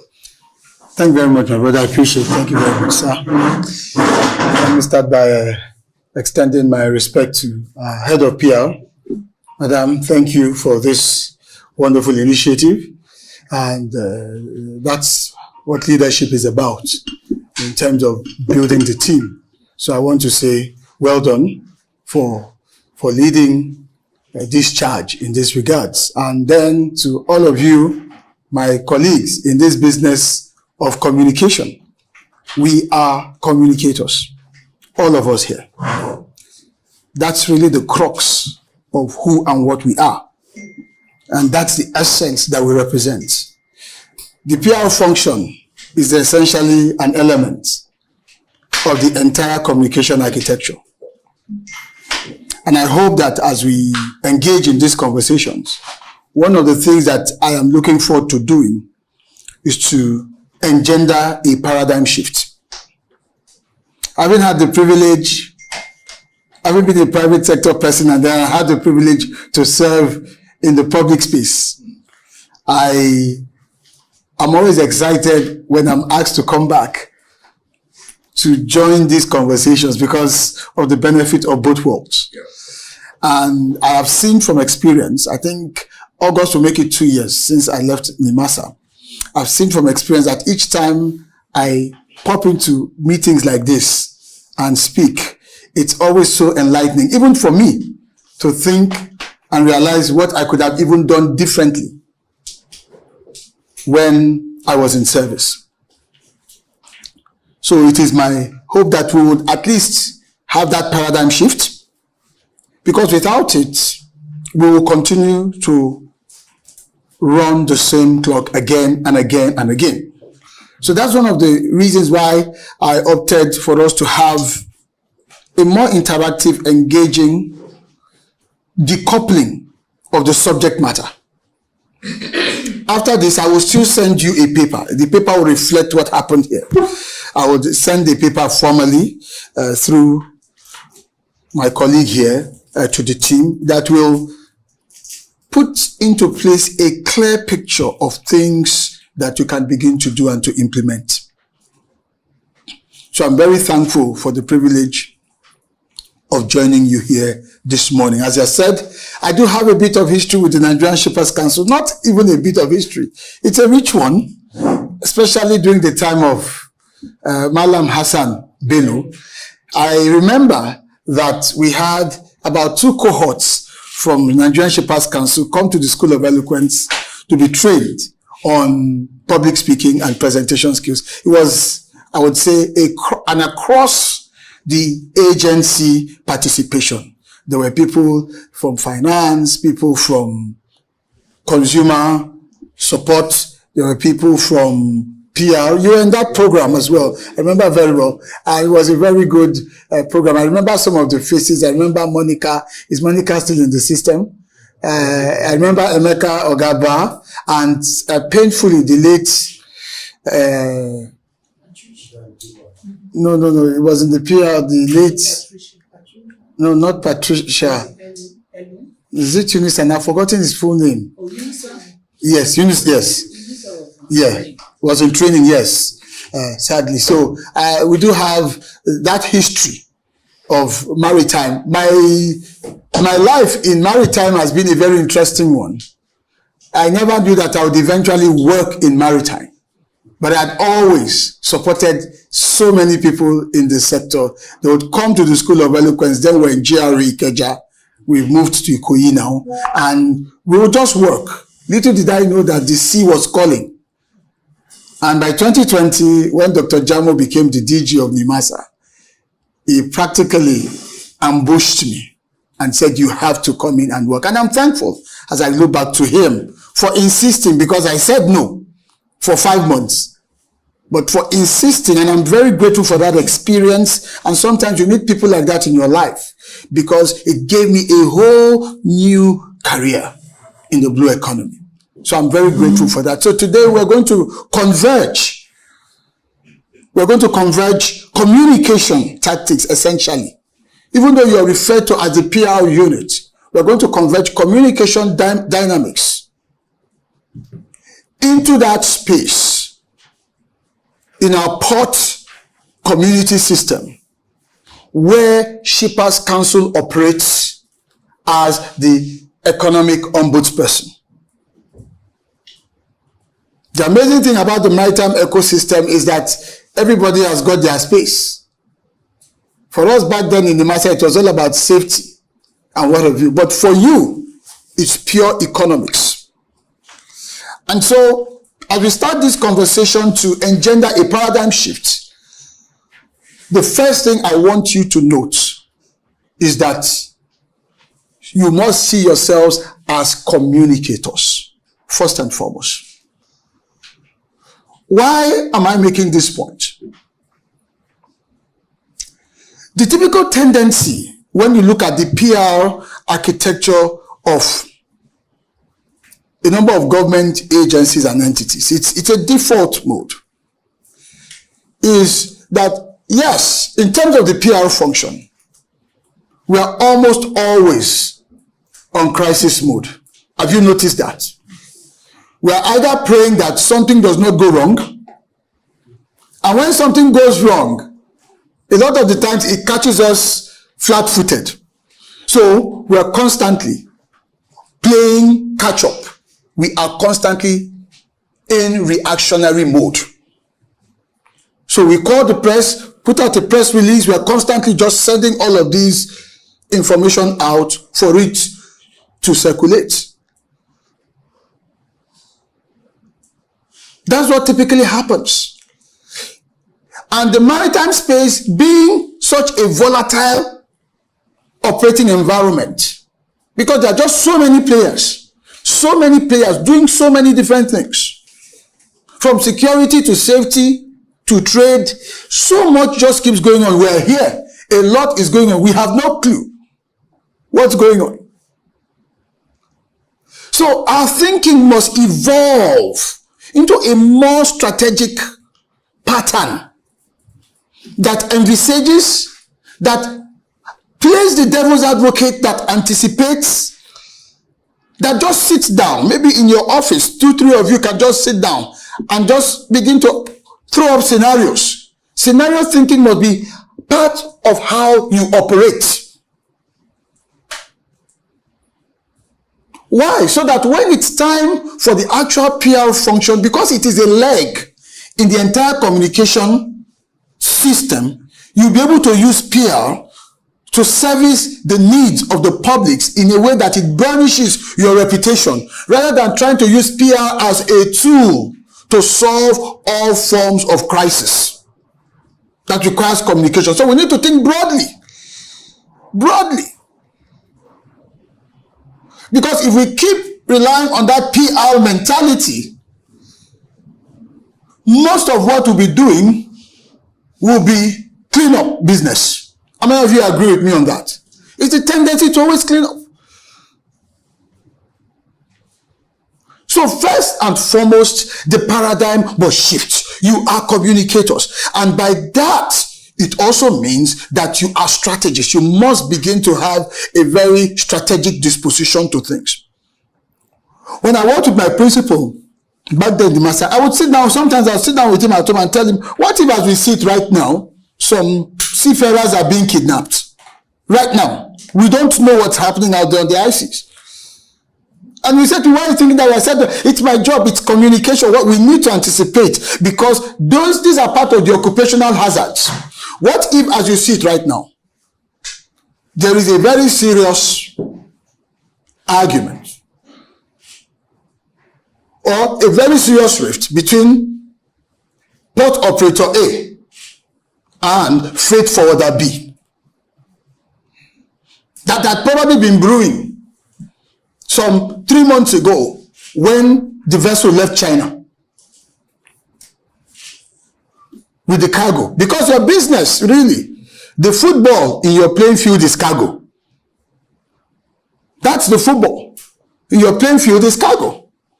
And the players, typically your terminal operators and the shippers.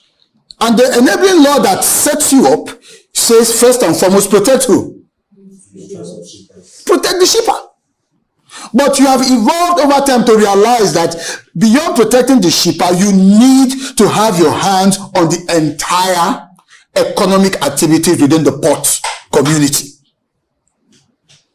Hence the role of a PER, Port Economic Regulator. These things are going on. What we just do not know. And so the thinking, as I said, you must think communication, and then your mindset must be more strategic. It must be communications and strategy, or strategic communication.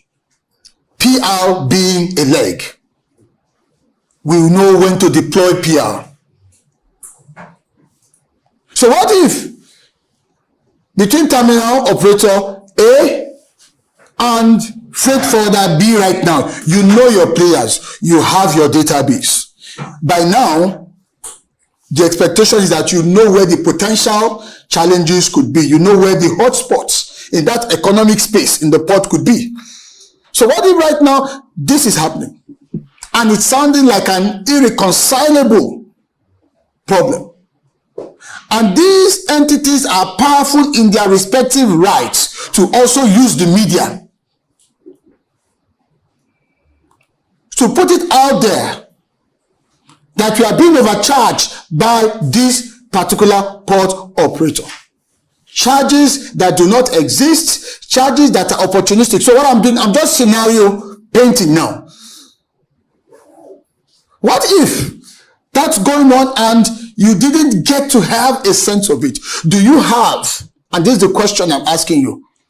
A playbook for dealing with such a situation from a communications standpoint. We're not talking about the units in charge of consumer protection and what have you. The PR unit must have its own playbook that it has developed strategically by thinking out these scenarios. They may happen, they may also not happen.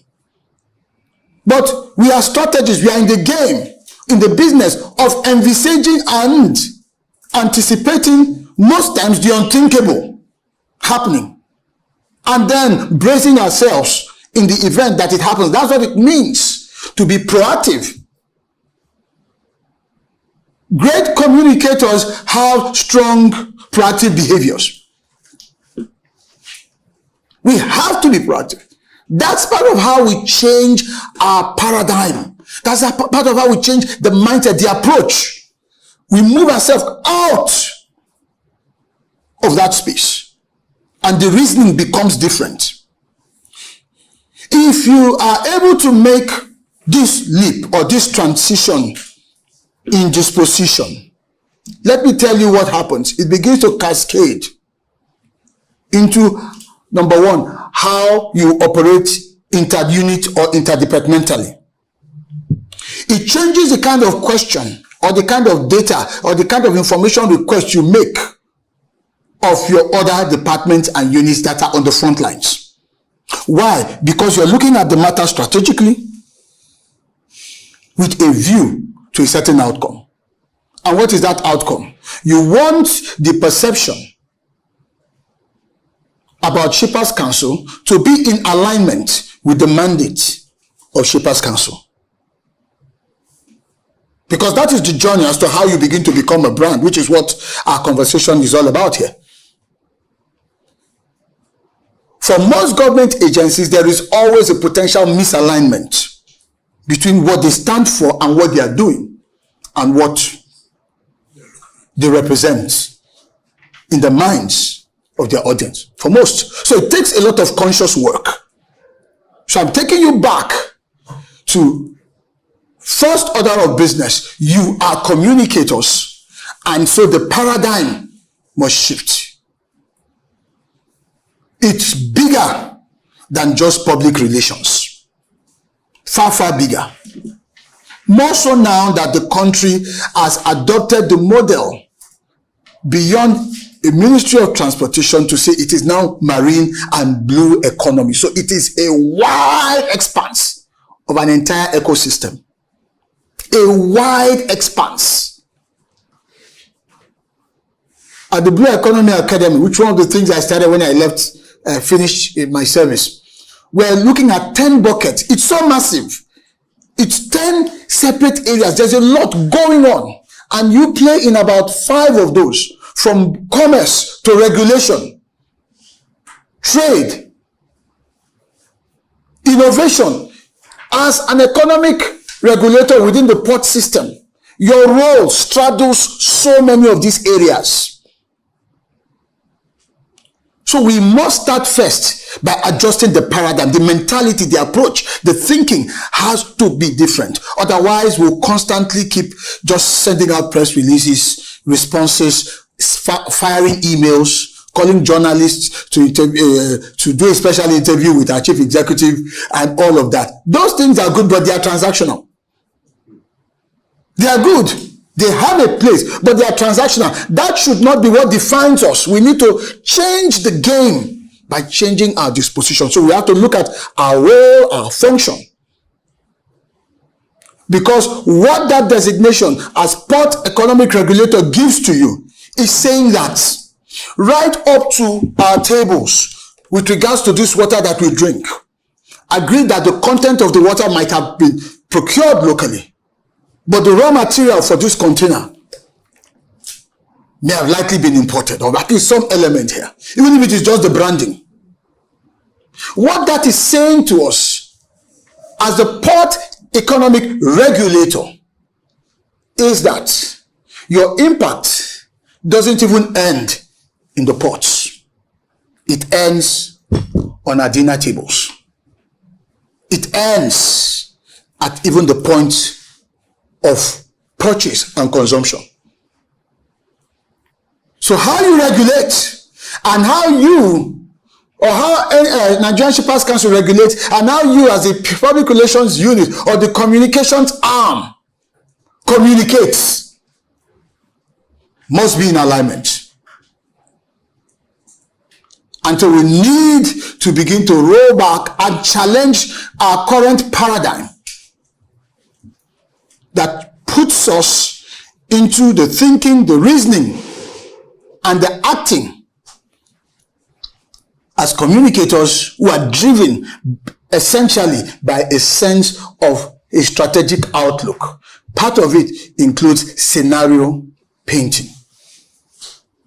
If we do that, it changes our modus operandi within the organization. That for me is the first point, or should I say the first challenge I want to lay down. And I hope that it carries on into your conversation, since this is a retreat, to ask yourselves, in what ways can we challenge how we look at things? And I say this also out of experience. Being able to change that mindset requires, as a communicator, you deal with issues either in anticipation or practically immediately as they arrive.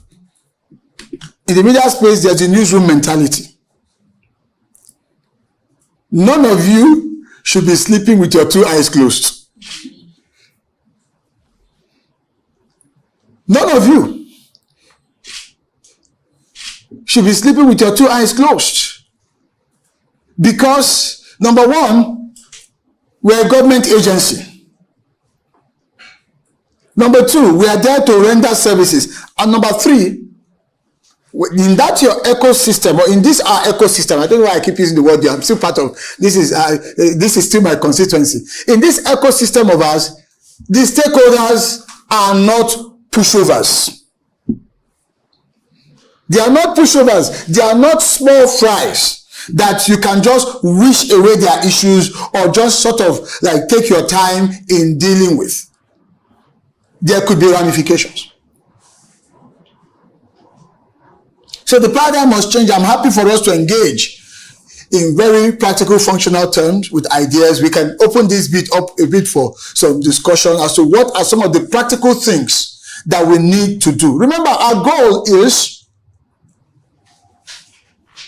focused on branding. How do we move the Nigerian Shippers Council into a brand? Right, let me read out the topic that was sent to me for discussion, as it gives us an additional sense of perspective. So we said, promoting the Nigerian Shippers Council, Port Economic Regulator, as a brand. As a brand. Using PR, public relations, to manage and safeguard its corporate reputation, addressing and managing crisis while staying ahead of the competition. No wonder I said there are four topics. In one, so we've got to address this as strategically as possible. But for me, as I looked at all of this, it just, in very simple terms, was saying to us as a topic, how Nigerian Shippers Council can build a good name, protect it, and stay ahead. That's what it means. How do we build a good name? We protect that name, and then we stay ahead of the competition, of the various challenges that we're likely to meet and to face. So with that in mind, let me hear from this group. Perspective, current experiences. I'll take one or two.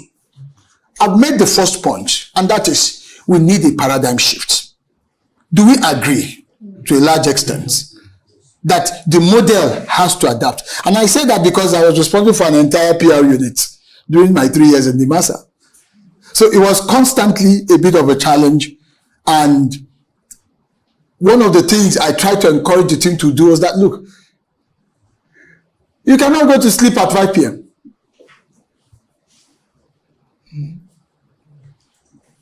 You can't. Because number one, a number of things, and let's level with each other here. Your principal will constantly be under attack, whether you like it or not. For good reasons, for whatever, especially for political reasons. We know that. Because those roles, that's what it comes with the terrain, especially in the maritime sector. It is your responsibility to defend, to protect, because you want the attention on the organization and what it is doing.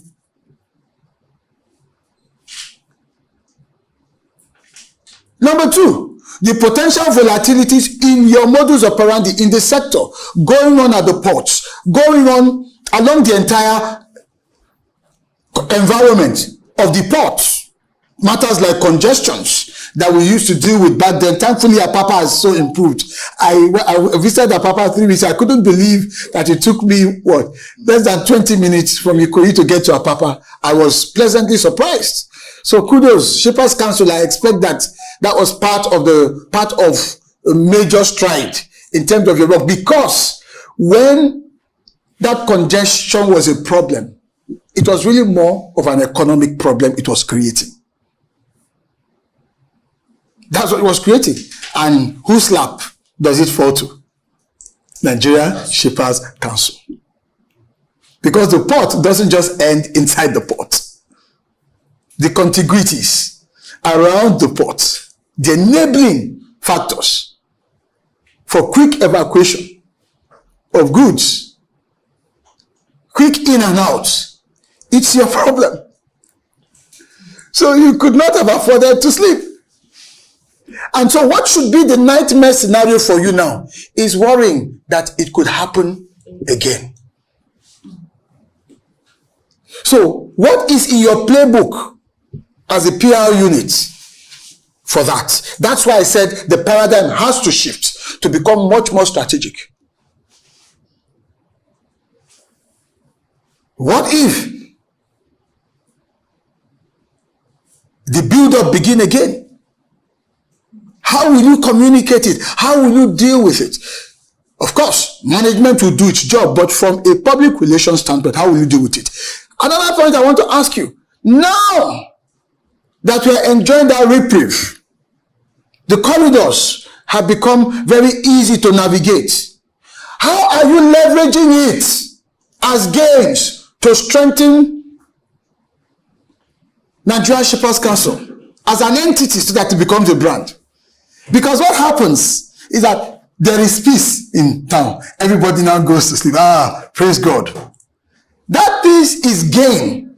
So from a strategic communication standpoint, you should be milking it, addressing it, consolidating on it from a public relations messaging standpoint into gains. But you have got to sit down together as a team and with strategic worldview, ask yourself, how do we do this? Because the window of doing that is what you can actually cash into your brand equity. Because we're talking about how we build this organization into a brand.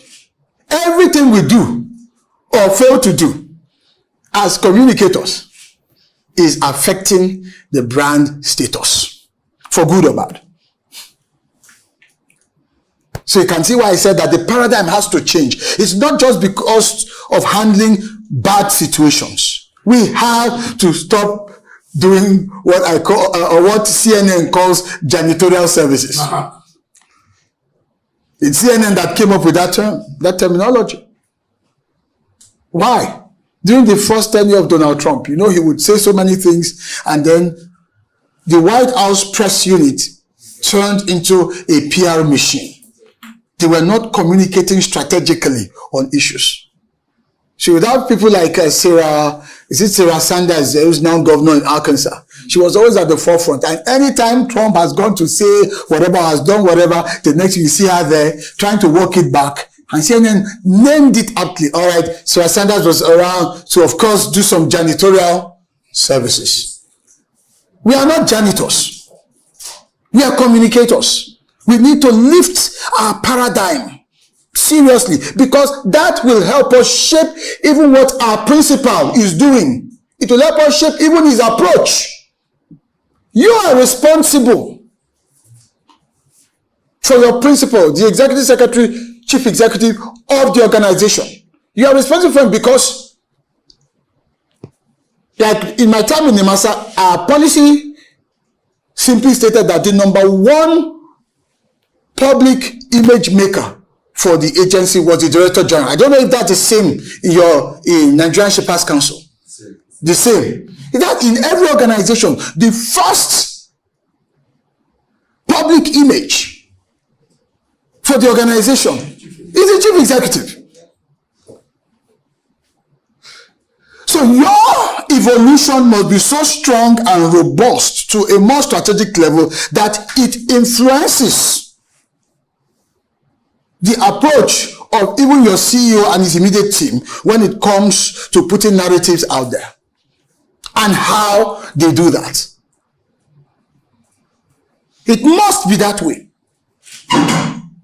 So I'm appealing to you to take an open mind to this and begin to challenge yourselves towards this paradigm shift, to being more communicators and more strategic in your approach, whether the situation is good or bad.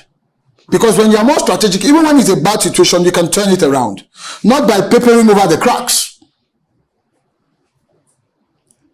Not by trying to launder the situation. But by acknowledging, accepting, if it's a crisis, for instance, and then positioning what is being done and how you're restoring confidence back into that particular situation. It's still part of strategic thinking. But if you're still transactional, when there's a crisis, the first thing you do is to put up a wall of defense.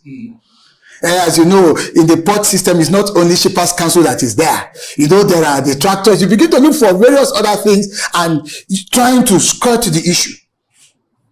But if you're strategic, you can own the situation and then turn it around. Taking responsibility, showing that you're even taking responsibility to address it is a plus. It's part of what adds towards your brand evolution and your brand equity. So first order of business is the paradigm shift. If that's the only thing I can successfully implant in this team, to go back and create a stir and engender a debate amongst yourselves, I think it will make a world of a difference in directing the flow of how you conduct business communication-wise. So, with that out of the way, let's explore perspectives. I'm going to open the floor for just a few minutes before I go on to my second point. We're going to take this in phases, in buckets, depending on how much time we are eventually allowed. My style, because I've been a teacher all my life, is typically, when they ask me to deliver a paper, I always tell them, he was asking me about the paper. I said, don't worry about the paper. You know that I am the paper. I am the paper. Well, the goal in communication is to address the issue. That's the first goal. Because it's a retreat, that's why I didn't really bother about having a written speech. We will have all that we've discussed. You're going to get it in a clear paper format that strengthens the team. I'm sure by this evening, my team will have something out. I have my camera person doing the filming, so we'll get all of that together, and then we'll have something well structured for you that you can use and develop a playbook, come up with things that can really help the team, galvanize the team, give you that sense of above just PR. We are communicators. So let's deal with this. There's nothing too problematic, too negative that we cannot absorb, we cannot handle. And by the way, you're not the one necessarily responsible for the negative developments. Sometimes bad things happen in some sectors. But how we embrace it and how we take responsibility to communicate with the consistency, the rapidity that it requires, shows how proactive we are and gets us back in charge. So let's share some thoughts. we have agreed that the paradigm needs to change. So what are some of the things that you think you'd like to begin to do to shift the paradigm a little bit after this retreat? The floor is open. Thank you. It's a conversation. How do you go from here? That's what it's telling me. So you can build up your own personal narratives. Where do you go from here and how do you do it? So let's look at a scenario. I mentioned earlier on, of course, it will not be appropriate to mention specific names. Terminal operator A, for some reason, unknown to you, without reference to Shippers Council, without clearance to the NSC, tweaked its charges, its tariffs. Whereas Freight Forwarder B, who had initiated a large import, let's say, of wet cargo from China a month prior, based on a prior tariff plan. Because once you've arrived. There comes around other typical problems like demurrage and all of the things that are associated with delays, which freight forwarders don't like, or shippers don't like, the shippers end. And then they find themselves in a stalemate. This had happened for over 3 weeks and gradually began to seep into the press because of the status or stature of the two entities. It began to make for news. And the ramification that by the time the product is distilled through pumps or wherever, rather than go for 500 naira, we're looking at 1,500 naira. And Shippers Council is caught in the middle. How would this team handle it?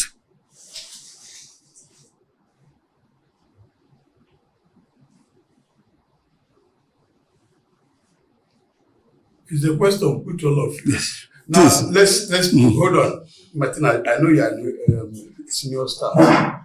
Put this scenario which happened with Shippers Council about 2 or 3 weeks ago. You were all there when they said ONE, what in ONE has increased charges.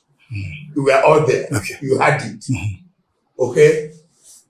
Now, at that level, what is just a similar thing you're asking me, what will be your response level when you hear that type of thing? And suddenly, one of the freight forwarders came about that what Shippers Council, that just they're wasting time, they don't have any responsibility to do. You had it. It was on press. Now, he's asking you, at that level, what will be your response level? What will you do? One way to look at it is, how have you been typically, till now, responding to those kinds of situations? And then what needs to change From there. Typically, when I remember during my time in governance, typically when a crisis like that happens, okay, all right, we need to go, let's put out something, let's send something to all of our maritime press, whatever. It's not our responsibility, this, just to at least circulate, at least let our voice be heard that we are in the mix. That's what we used to do back then. I don't know if that is also the experience. But so let's look at it from the way we have been doing it and then ask ourselves, can we do it much more strategically, differently, in a way and manner that we benefit more in terms of our name, in terms of our reputation, in terms of the brand? I didn't want to mention it. No, I have to be out of respect for this. To help you further. You know, in that respect, like the issue of grant we are trying to discuss. Yes. Now, first and foremost, I think when it happened, the head of PR first looked at the story and saw that even Shippers Council gave that approval in 2021. In 2021. And the mischief maker in 2025, from nowhere, came and said, how can they be giving improving rate charges by this year? When the economy is bad, the cargo is not coming in, there are a lot of international this thing, and so why should they do that type of thing? Without knowing that this approval was secured in 2021 and met all parameters on ground. So the head of PR said, do I need to respond this? She now had to go to the regulatory, went to consumer, went to the Met, and saw that the man was not on ground. The person who was blowing the trumpet was not on ground. Okay? And then, to place them, they had to still go into the media world and told them, look at the time we gave the approval, and they met all the metrics to get the approval. Okay. And this is a process. So my question, using this scenario, is to then make the point I made earlier on. You can't afford to sleep. Look, in every space, there are good actors and there are bad actors. As communicators, we are the ones playing in this space. We cannot afford to be logical in terms of our approach, thinking that every other player is logical. No. Being paranoid must form part of how you operate. And there are so many scenarios like this. So, a clear case of a bad actor. But who is taking the hit? Who takes the hit for it? It's your brand that takes the hit for it. That's the issue. It's your brand that takes the hit for it. So what that kind of scenario is telling you is that prepare for more. Prepare for more. We don't even know whether somebody has already posted it as we sit here. We don't even know whether someone has already posted something that then causes us a world of pain. So being intentional in terms of space occupation before they get there has got to be part of the strategy. It's eternal vigilance in today's world where anybody can easily claim that they are a journalist. You have to simulate their role. You have to have people on your team playing that devil's advocate. What if has got to be the question that you ask consistently, tirelessly. What if? That's what we used to do back then. I'll just say, what if they kidnap 6 people and 3 of them are Chinese? This is a year where we are applying to join the IMO and all of that. And what if? And people, in fact, they used to call me crazy back then. Why are you crazy? I said, but that's the nature of business. That's the way that we are in. Anticipation. We must be proactive. And being proactive is simply being strategic. That before the enemy gets there, I'd already gotten there and I have a playbook for it. So I'm not just reacting, but I'm dealing responsibly with the situation. So what that is telling us is that our channels of engagement with our various stakeholders must be very intense, must be very vibrant, must be very consistent, so that in some ways we get to know things. It doesn't mean that you will not concede goals. You can win a match and still concede goals. There will be some things that will slip through the cracks, but I'm just saying, please, being paranoid has got to be part of how you do business. That's the newsroom mentality. Dealing with breaking news. How do you think these CNN and the rest get to the place where the news is breaking? Because they too, they anticipate. What if something happens here? What if a volcano? If you go to CNN now, they'll tell you they have a playbook for dealing with volcanoes. They have a playbook for dealing with various kinds of accidents should they happen. They have a playbook for coverage or being where in a place like America there's what you call gun violence. That's why they can bring those news. They always seem to be on top of their game. There's a playbook for it. It's so intentional. And we're saying that has got to be the mentality and the approach. You want to say something, please? Okay. That's got to be the mentality and the approach.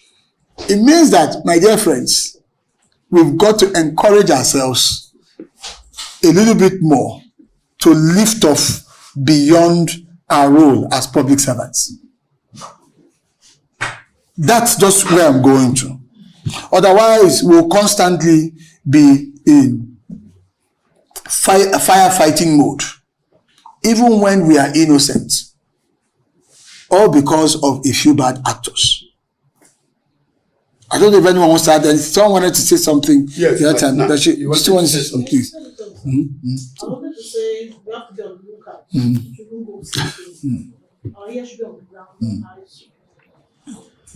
Absolutely. So let me ask this question. I really meant to ask this particular question of Shippers Council and then the PRT. About 2 months ago,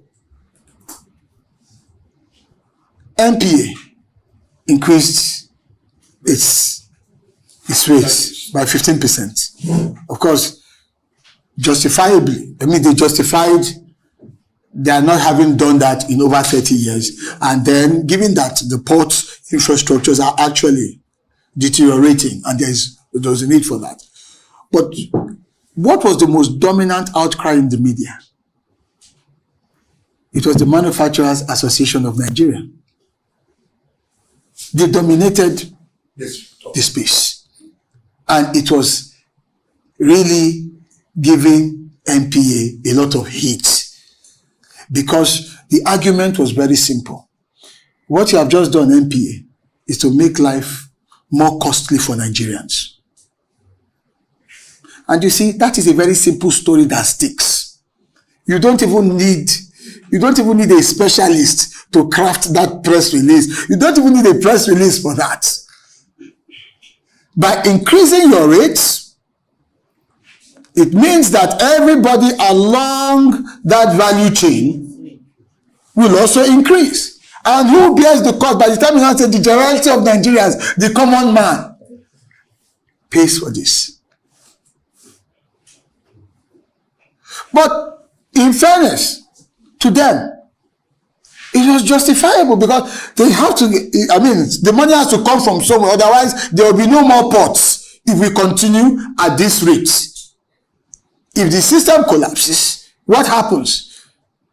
The rate we are all complaining about, spending more, we will still come back, we will still all have to spend that more. Only God knows under what circumstances. So I'm putting a question to the Nigerian Shippers Council. What was your position in that development? Because one of the things I did as I was preparing for this paper, I was searching, looking for a statement from Shippers Council. Listen, let me help you. And there was radio silence. Let me help you. Okay. I'm going somewhere with the issue of somebody else. You know how it happens. Now, you see, we have a problem in this country. The position of MPA is that I'm the landlord and in charge of the port and nothing has changed. The position of the federal government in terms of trade facilitation, protecting the interests of the shipper and port economic regulation squarely is on Nigerian Shippers Council. Now, the federal government has told MPA severally that once it is issue of charges, Shippers Council must be taking, they must tell us what to do. Without considering that, without listening to Shippers Council, they went and raised the charges. Now, Shippers Council played safe. We don't want this interagency trouble. The next thing you will hear everywhere now, they have their money, they have their strength. They may even go to presidency to malign everybody in Shippers Council. You know them. And you know everybody in that place now. Once you give money, the news changes. Shippers Council went on the ground and wrote them a letter that what you did, if you had passed through us, we could have come together to say, justifying it, because we know after 30 years, there are some instruments that should be there. and we justify from this, when this naira was this, when this cargo was this, when this, and everybody will be taken into consideration, and it will be a flow. But they didn't do that. So the Manufacturers Association came in and fought them, and they let the came back to us and came back to Shippers Council. That look, this, say, don't worry. There's nothing, we will sort it out within the agency level. Okay.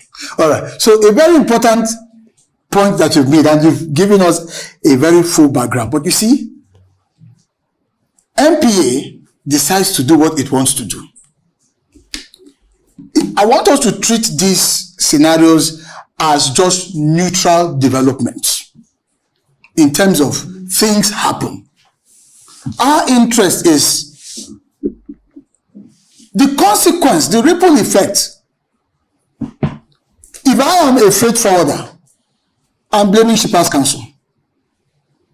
Pure and simple.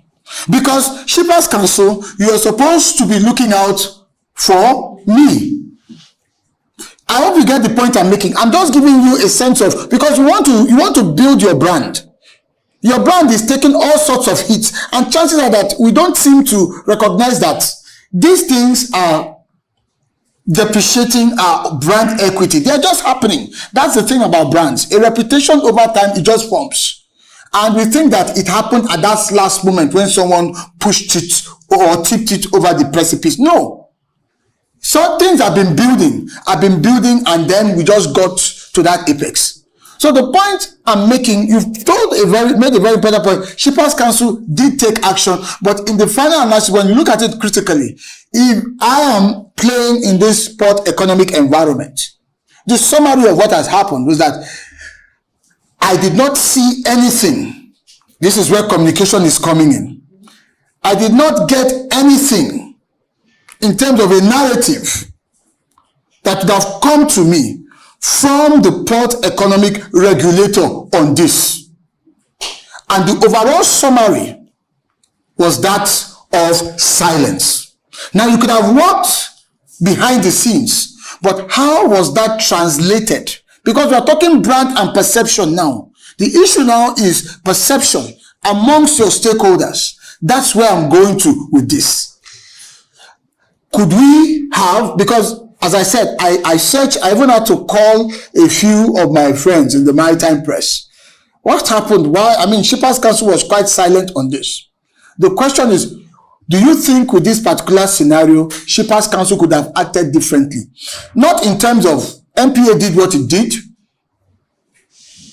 beyond your control, but what could you have controlled better as a public relations unit, as a communications unit, to ensure that your brand did not suffer for another party's decision within that ecosystem? Could you have done anything differently? Let's talk about it. Like what? For example, I think the outcome of the meeting. Okay. After meeting With the stakeholders. Okay. So we could have gotten that out.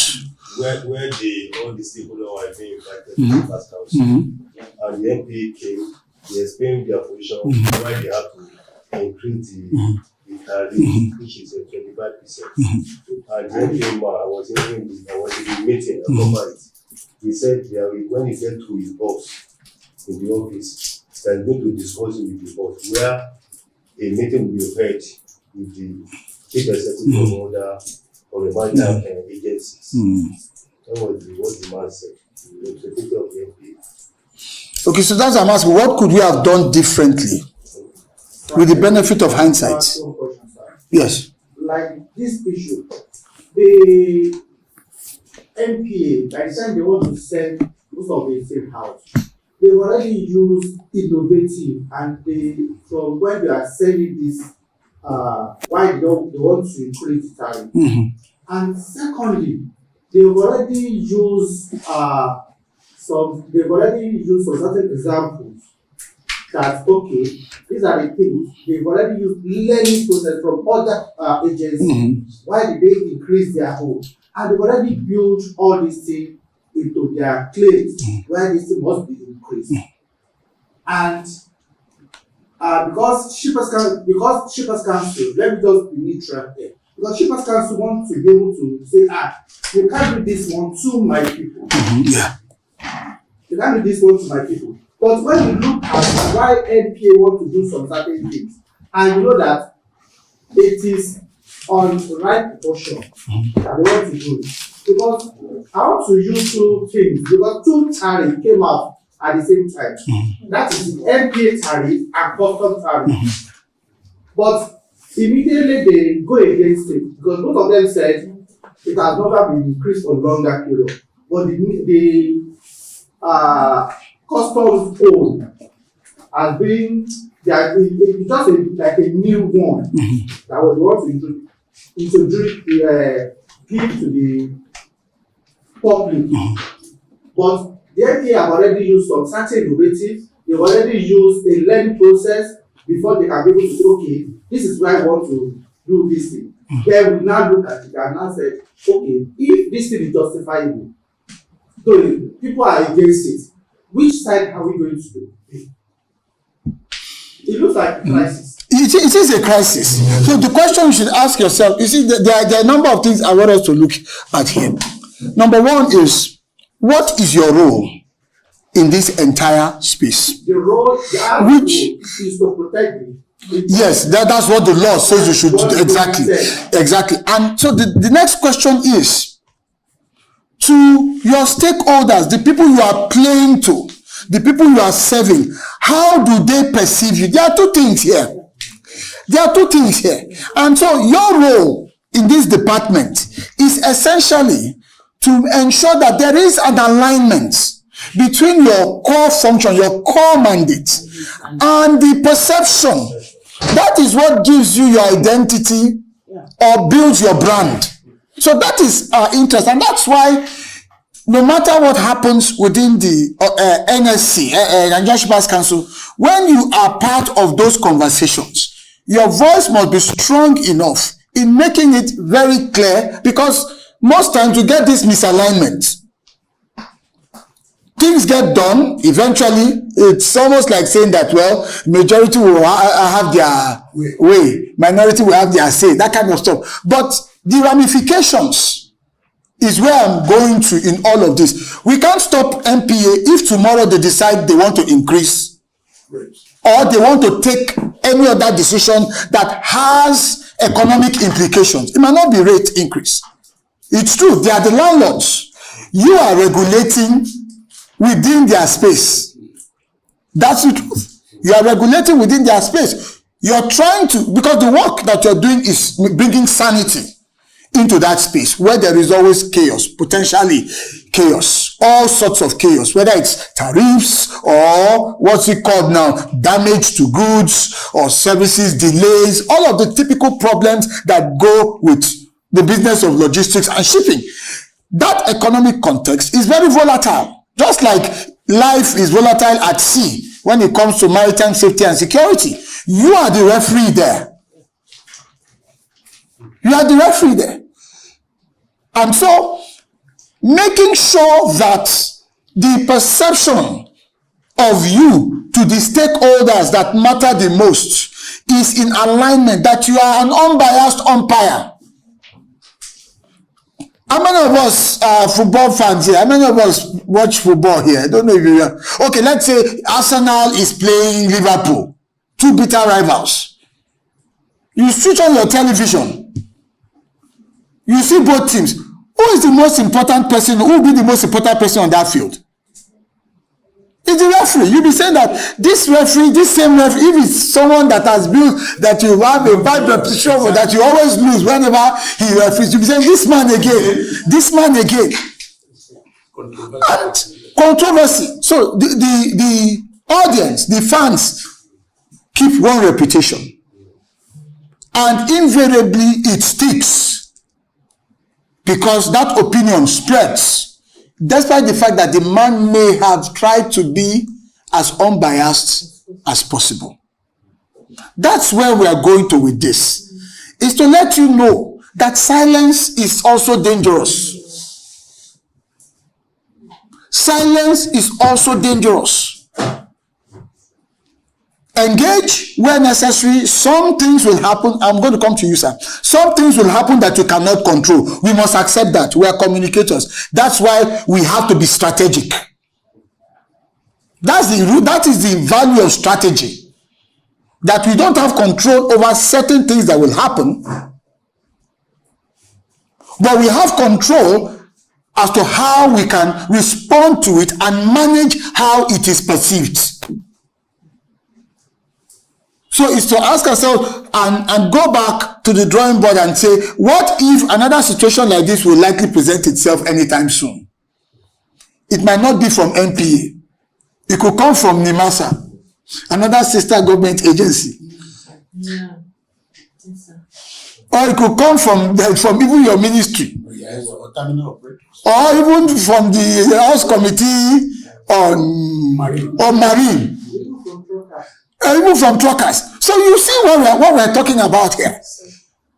So sitting down, maybe doing your meetings every Monday, whether in Lagos, Abuja, these are the kinds of things you must say, okay, so what if somebody, all it takes is for a legislator to get up and just say, I want to move a motion on an issue of urgent national importance. Nigeria Shippers Council, and they just start talking, and then when you watch Channels News at night, you see yourself there, free of charge. You are wondering, when did this happen? Do you have a strategy for those kinds of scenarios? So you must develop a playbook, and I'm encouraging these units to adopt the playbook development strategy that carries a variety of scenarios. What it will do is that it will expand the thinking and the mindset of everyone on this team. Because you are fighting a battle where you have all kinds of actors who in a bid to protect their own interest, hamper you from delivering on your mandate, and by extension, potentially gives you a bad name before your major audiences, in this case, the shipper. So this is part of how I want us to look at it. Please, sir, let me come to you. You wanted to... Sir, is it not possible for the Shippers Council to tell all the stakeholders before any agency increases their tariff? It's supposed to come to Shippers Council before doing that. In the situation whereby they do not do that and then they increase the tariff, can Shippers Council tell the freight forwarders not to comply until the Shippers Council to tell them so far they are the regulator? You see, that's a management decision. That's not your headache.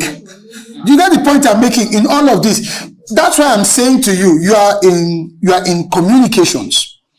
A lot of the things you are called to manage are things that are beyond your level. In fact, they are things that you did not cause. But they have ramifications in terms of the image and in terms of perception.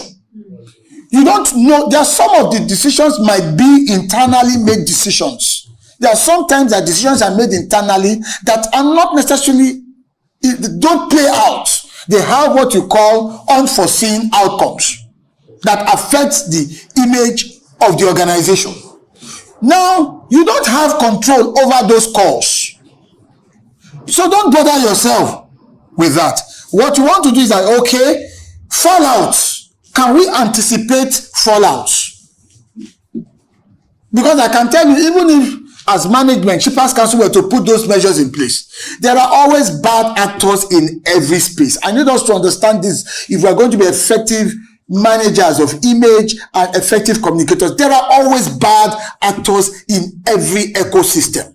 No matter how well structured, how well organized it is, even when there are ramifications, consequences, and penalties, there are always bad actors. They seek to shortchange that system, to stress test that system through various ways that some of us have not even imagined. So when these bad actors strike, the problem is they are usually fallouts. And those fallouts have reputational consequences. They have potential impact on our brand, on our names, on us as an institution. Some of these fallout can end up making us look irresponsible as if we don't know what we are doing. More like weak. Or weak. I'm sure sometimes you hear your stakeholders as a reference say that I don't even know what Shippers Council is doing. Question is, communication strategy must be a lot more proactive. A lot more proactive. You must think of all these scenarios. You will never get them 100%, but the more you think about them, the more elastic this unit will become. And so when tension, pressure comes, the concept of elasticity, it may stretch you, but you'll be resilient enough to rise to the occasion. So it goes back to the first point that I started out with, that the paradigm, our own paradigm must shift.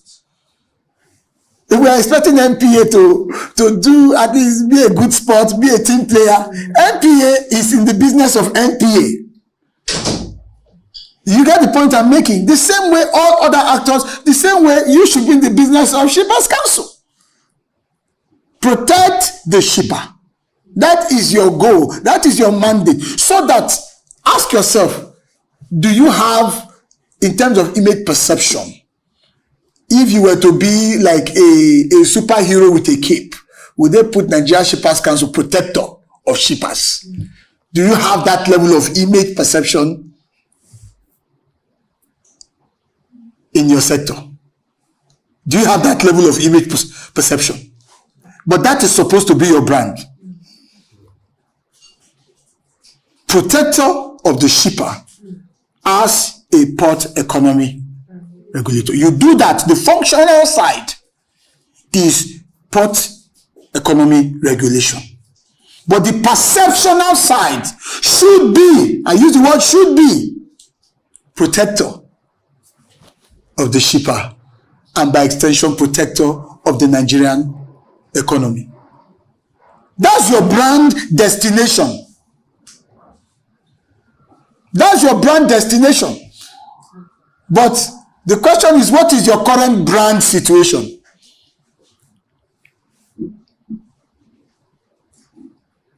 Your brand destination is that you are the rescuer.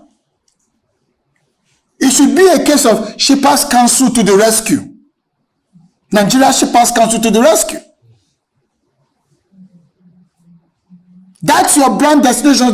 There are two things we are looking at here. But your brand situation,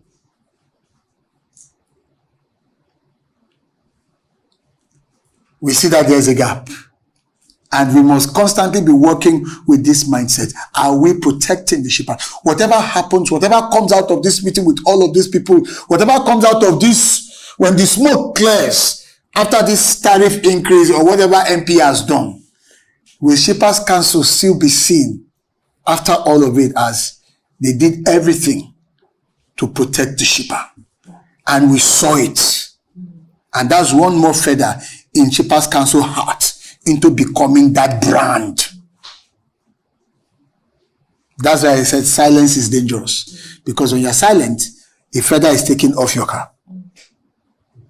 When you're silent, in fact, in communications context, silence is often interpreted as complicity. I'm telling you, perception-wise, Shebi, they did this to us. You people did not say anything. What is that saying? What is that telling you? That they are part of it. So you must fight for your reputation intentionally. And that's another point I want to make. Intentionality is very crucial in all of this. Regardless, yes, your sister agencies, fine. Working for the same government, that's true. But you have clearly delineated sets of functions.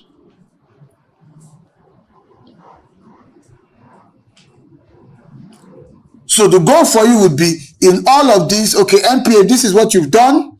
We have a responsibility to ensure that our audience, in this case the Nigerian shipper, perceives us as working in their own interest and protecting them.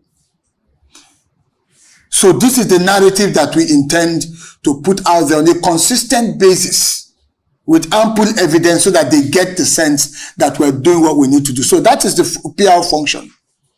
Elevate what your management does through the power of narratives.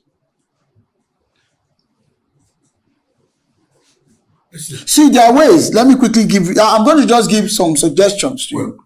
There are ways the PL needs to function in an unconventional manner, sometimes, to ensure that you're building that trust, even in the midst of a lot of difficulties. And thankfully, head of PR is here. These are suggestions. They are not conventional, but they help in some ways. There are some meetings that you can intentionally embed is one or two stakeholders, even though the meetings or the functions were not for them. It's a PR move. It's not a management move. It's talking to management, this, we know this, but you know what, I think it's a good idea. Because one, you then convert some of those stakeholders as into your megaphone. To build your brand is not something you're going to do all by yourselves, and it's not by our logos, the various things we print and adverts, and no. It's by organic human interactions, responses, and dealing with situations. Sometimes your story or your position can be better told because there were one or two stakeholders or shippers who were brought into a situation they would ordinarily not have been privileged to be in. But through the power of a strong PR unit, you're able to say, look, please, let's bring in someone, let's have at least one of the freight forwarders attend this meeting with NP or whatever it is you're trying to do. What it does is that it brings collective participation. You're not trying to build the brand all by yourself. The beneficiaries of your function are also playing a part in it. So it's got to be some unconventional thinking would have to come in. Please, sir, you wanted to say something. No, I wanted to ask you to situate a situation.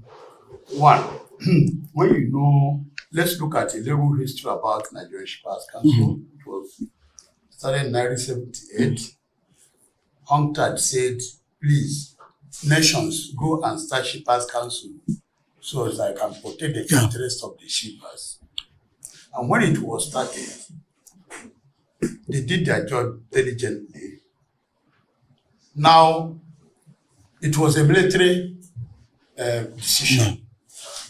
In 2014, during the time with Jonathan, Shippers Council was made the Port Economic Regulator by Executive Board. Yes. Now, look at the scenario I want you to look at. There's one they call Stuan, Ship Owners Association. Yes. There was an infraction they did. Shippers Council went and said, no, you can't do this without having recourse to us. We dialogue over it. The next thing they did was to go to court, right? And the thing, I think up to now, it's still in Supreme Court. Just say you don't have that, right? Because you were not here. 2014 executive order is not it's not a law. It's not a law. It was an executive order. This thing Jonathan did without passing through the parliament. Now, again, I want you to look at the scenario where we are going into now. God willing, in the next few months, the Nigerian Shippers Council, the president will pass the law, making the Nigerian Port Economic Regulatory Agency. Now, this thing has passed through the Act of Parliament, approved by the Parliament, sent to the presidency for assent.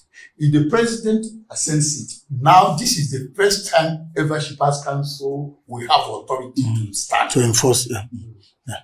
If this law is passed, nobody can challenge it in the Supreme Court or any court of law that you are acting on your own, because it has passed through the Act of Parliament. Now, the scenario I want you to see is that, you see, some of the times, the public relations unit, there are some issues that will come up. They will look back where they are coming from, look back at the law establishing them at any point in time. And that is what happened when Nigeria Ports Authority increased that time. He said Shippers Council knew that even MPA will go ahead and tell these people you think they are having this, don't have authority. Who get the authority to be Port Economic Regulator without passing through the system? So these are some of the issues the public, when they want to stand and react. does that that's hindrance? But again, I want to look at the now scenario. We are looking at Imperial Bill to pass in the next 2 weeks. Where do you think the public relations unit will now navigate? Okay, thank you very much. You raised a very important scenario. I also was aware of that scenario. I'm just being careful. I didn't want to raise it in our conversation because it can be sensitive at times. We know it's really more of an executive tool that Shippers Council has had to rely on. And then this matter, I think the issue is, I think it has come, that particular court case, I think there was a soft pedaling at some point. Exactly, yes. Because I think Shippers Council won the case at the, and even at the one at Shippers Council also won at the appeal court as well. Yes. So I think at some point there was soft pedaling and all that. So these are some of the nuances that a communications team must manage. So here is what I'm looking at now as we anticipate the future. But then let me also put this out there. Think about it with regards to the strategy question I asked earlier on. What if that law does not get passed? What if? We're Nigeria. I'm asking you. What if? What if? This is how you must think. As strategists and as communicators, that's what strategic communication is about. What if it's not passed? Could it be possible that there are people lobbying for every legislation? There are those lobbying for and against. What happens if you're putting all your eggs in that basket? That is scenario one. I just want your mind to think that way. That's why I threw in that question. That's the only way you stretch yourself and think out of the box, become innovative in doing your jobs differently beyond giving out press releases and responding because something has happened. What playbook do you have for another 4 years of remaining port economic regulator by executive fiat? So you know, that's why I mentioned earlier on that you know that the players in your ecosystem are big fishes. They know their onions. They can create pain. They have the means to play in the press, to use the media, or whatever it is, to cause you a world of pain. So how prepared is the PR unit to engage, to be a step ahead? You must know your problem customers in this ecosystem. From terminal operators to freight forwarders, who are your you must have a list for them that this party was there. Potential, don't be surprised if something is in the media in 3 days' time. So you beat them to it by leading a conversation on tariffs. You see, when you lead a conversation on tariffs, if the intention was tariff-centric, what it does is that you are setting the agenda.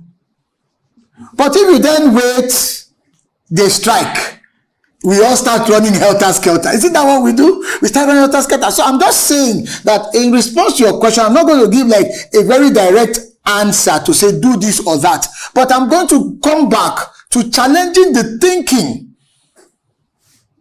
When you have the thinking, you will give yourself options. If the law is passed, it strengthens you. But again, the law could be passed and execution, which is not your responsibility. Remember, you don't have any managerial execution function here. You're dealing with communication. If the management does not execute things in a manner that strengthens you, how do you handle it? Communication-wise. We are managers of outcomes here. Let's be clear. That's why, with reference to his question, what can Shippers Council do? I said, no, let's bring our minds to. Our problems can be created from within, in as much as most of them are coming from without. That's the truth about it. So we have to stand ready to manage the reputational side, the communication side, and part of it is being proactive about it.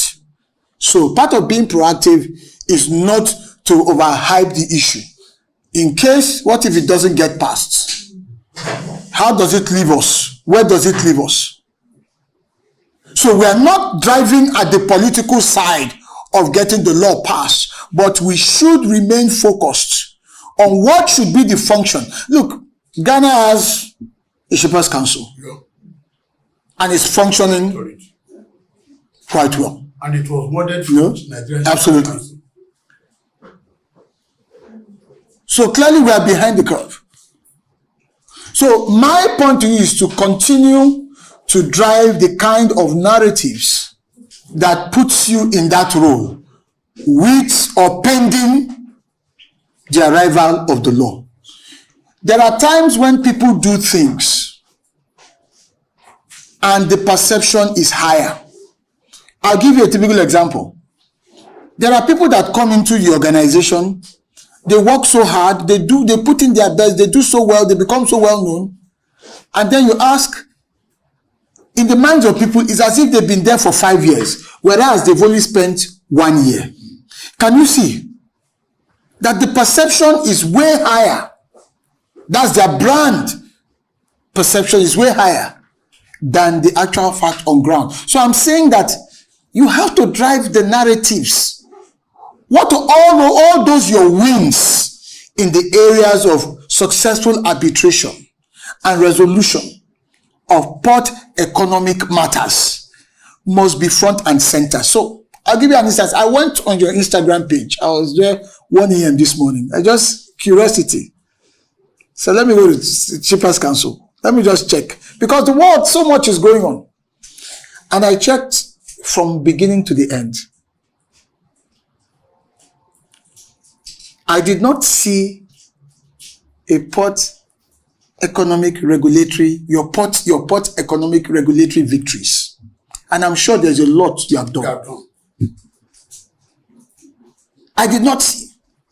What I saw, and I'm saying this as one who has worked in the same space, and looking back at the lessons, because they say hindsight is 20/20. That there are things, adjustments we can begin to make. Yes, because it's a government space, first order of business has to be that we project the set man, the chief executive, give him airtime, give him prominence and all that, because the standard perception or reasoning in the political ecosystem is that if he's seen or she's seen, work is going on. Create that bandwidth, designate it, and take that box. But the crux of the function of the media team, the communication arm of the agency, is to drive the narrative based on the mandate it was set up and hand the value outcome, because that is what builds the reputation of Shepherds Council. So I checked, I was just checking, I thought I was going to see some freight forwarders, not just in interactive sessions, real narrative. You need to convert those wins into narratives that people can understand and relate with. I watched the last episode of the program Shippers. I saw that you had a segment for complaints. What's it called that you resolve? That segment lasted for just 35 seconds. There are things we can begin to do. Show faces, show scenarios, make it more real, so that the concept and the value of a port economic regulator in terms of the outcome, how it transmits or translates into economic benefits. Those are the real narratives that stick. Create space for chief executive visits, people courtesy visit and all of those things and all that happen, because the government space, many people come in, every day is always busy. But part of this team must be looking for your wins.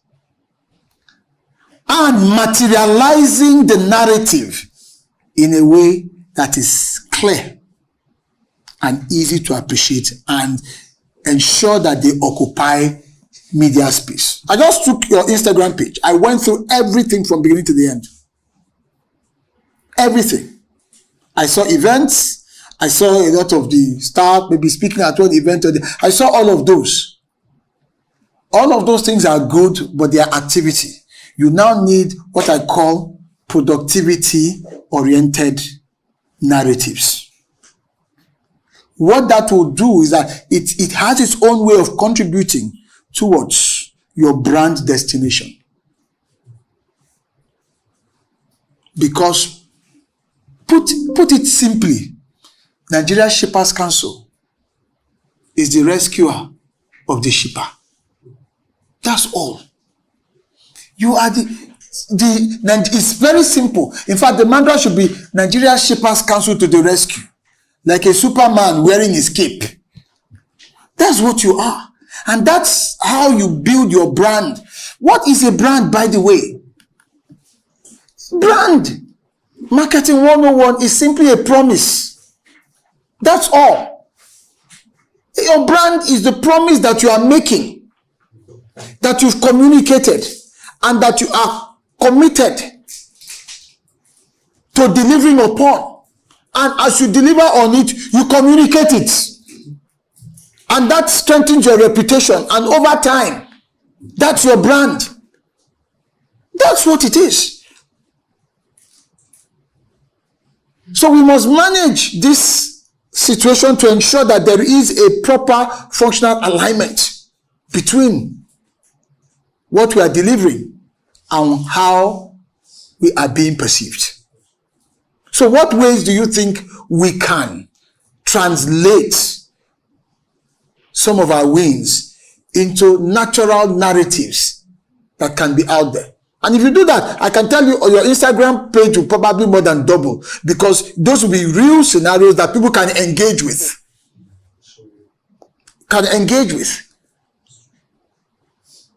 Because as Hassan Bello used to say in those days, that we are all shippers. Once you put something in an envelope or whatever it is, you order something that it comes to you. Everybody is a shipper in one way or the other. So what ways do you think we can do that?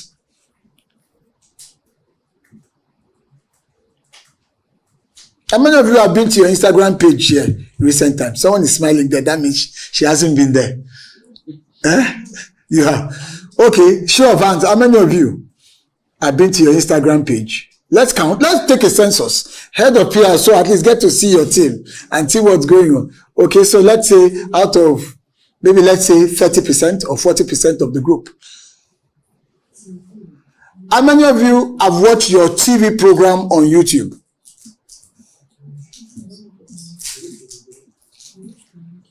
So how many of you have tracked the nature? Am I wrong with what I just said about your Instagram page? So I saw. So in what ways do you think we can? Because you're the ones on this job. I can't really picture in full concrete sense all the issues you address. For instance, you said we had 6 complaints. One of them had to do with demurrage. Another one had to, what does it mean? It does. I get the point. It doesn't stick. The point I'm making is what does it mean? It's just like data, some information. But could you translate that into much more concrete narratives, storytelling? Yes, sir. That particular segment, if you can reimagine it and make it weekly, it's a good start. It's at least another component that helps your brand, because it's appealing to your ecosystem, those that need to know. Yes, please. So I think we should just do like a turnaround, concentrate more on that, because that's the stakeholders we're dealing with.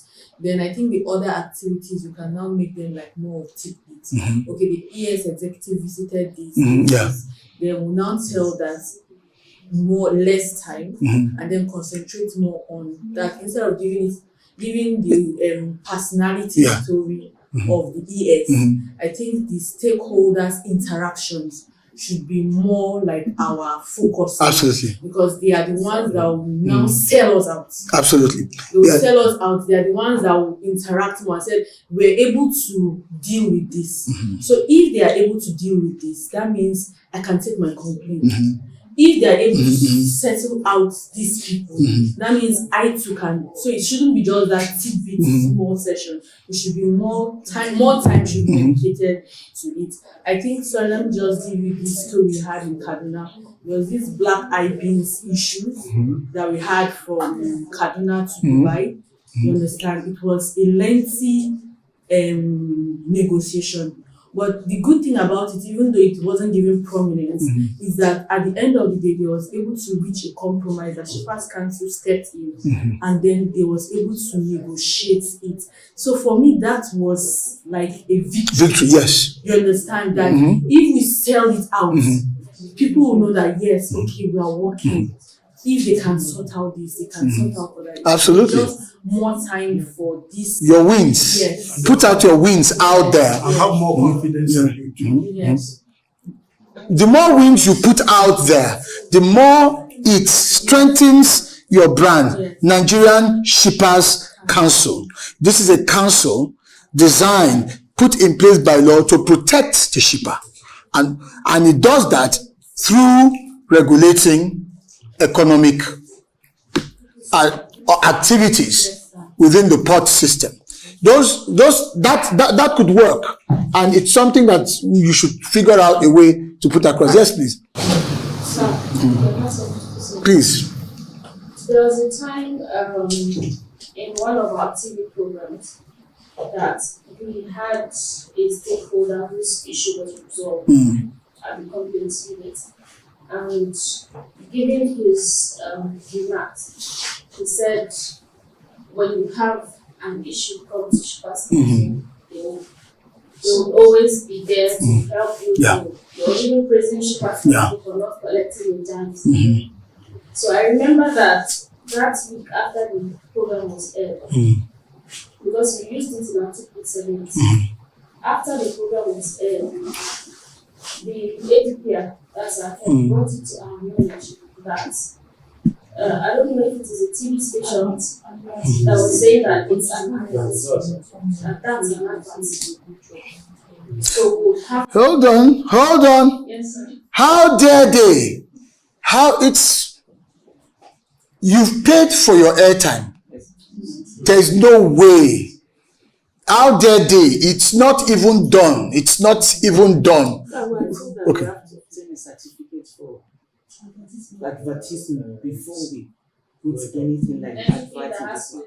Okay, is it from APCON and all that? Okay, it's not as if, well, maybe APCON has evolved, but I don't think, well, I did quite a couple of those during my time in NIMASA, and then nobody, yes, you paid for your airtime. You can do whatever you have to do. No? Because some of the statements can be advertising statement. No, if it's a testimonial, it's supposed to be a testimonial. But the argument that was saying, come to Nigerian Shippers Council, come and work. So it's the narrative that you have. Well, the beauty of it is that if that is a challenge, I don't think it's too much of a big deal. If it's an advert, I mean, you can on your own recognizance get APCON to give you that approval. Those things don't cost much, maybe 35,000 or whatever. I'm surprised, maybe these are new things, because during my time, we used to do quite a lot. We were creating promos. I was writing ad scripts to promote quite a number of things for NIMASA then internally, and it never came up. So I would think maybe it's a recent. We're not supposed to collect anything from the program, like money. But they feel that if you future somebody like that, it means you are collecting something from people. Yeah, unfortunately, which is, but whereas what you're doing is you're promoting on Apple. The position that you are collecting money. Yes, that's the thinking. Maybe that's because I think there's a drive for revenue, and so they're really recreating or redefining a lot of these things. But then, of course, if that is now the rule, because they do have a say. in terms of regulating that space. I don't think it's anything too significant, but the key thing is, let's just push out our narrative. Now, in terms of the content, it's important, provide adequate bandwidth for the chief executive that covers his activities, and at the same time, tell your stories more. And because those stories will help define, since that is our interest here, it's to help define and shape the brand, shape Shippers Council from being an entity into having an identity. Because right now we're essentially an entity of government, an agency of government, but the goal is to evolve into one with an identity. In other words, we identify with shippers. Shippers identify with us across the strata. And in today's world where there's so much e-commerce going on, I think that Shippers Council can actually mainstream the value of the fact that we're all shippers. I know Isaac Bello used to say that a lot. I thought that was one way I got to appreciate Shippers Council. That you can be the one, in fact, it's your responsibility by law to mainstream the concept that we're all shippers. Everybody is affected by what Shippers Council does economically. So everyone should have an interest in what we are doing and therefore help in building that into a brand. So the concept of shipping and all its values, which of course goes beyond waters anyway, should be you owning that space as a brand in the hearts and minds of Nigerians. That is when we actually arrive at that brand destination. But the thinking within this current situation must be such that it's more strategic and our effort is driven by this sort of ideas. And so every time we're going out there, before something happens, if it catches us off guard, our response goes beyond the original, typical, stereotypical way of, let's do it this way. We can turn it around. We can turn it into a story. It's not too late to tell your own narrative of the MPA episode. In fact, now that everything has cooled, this could be a time where there is mental space and bandwidth, where you could then come out and drive a narrative of yours that can stick with people.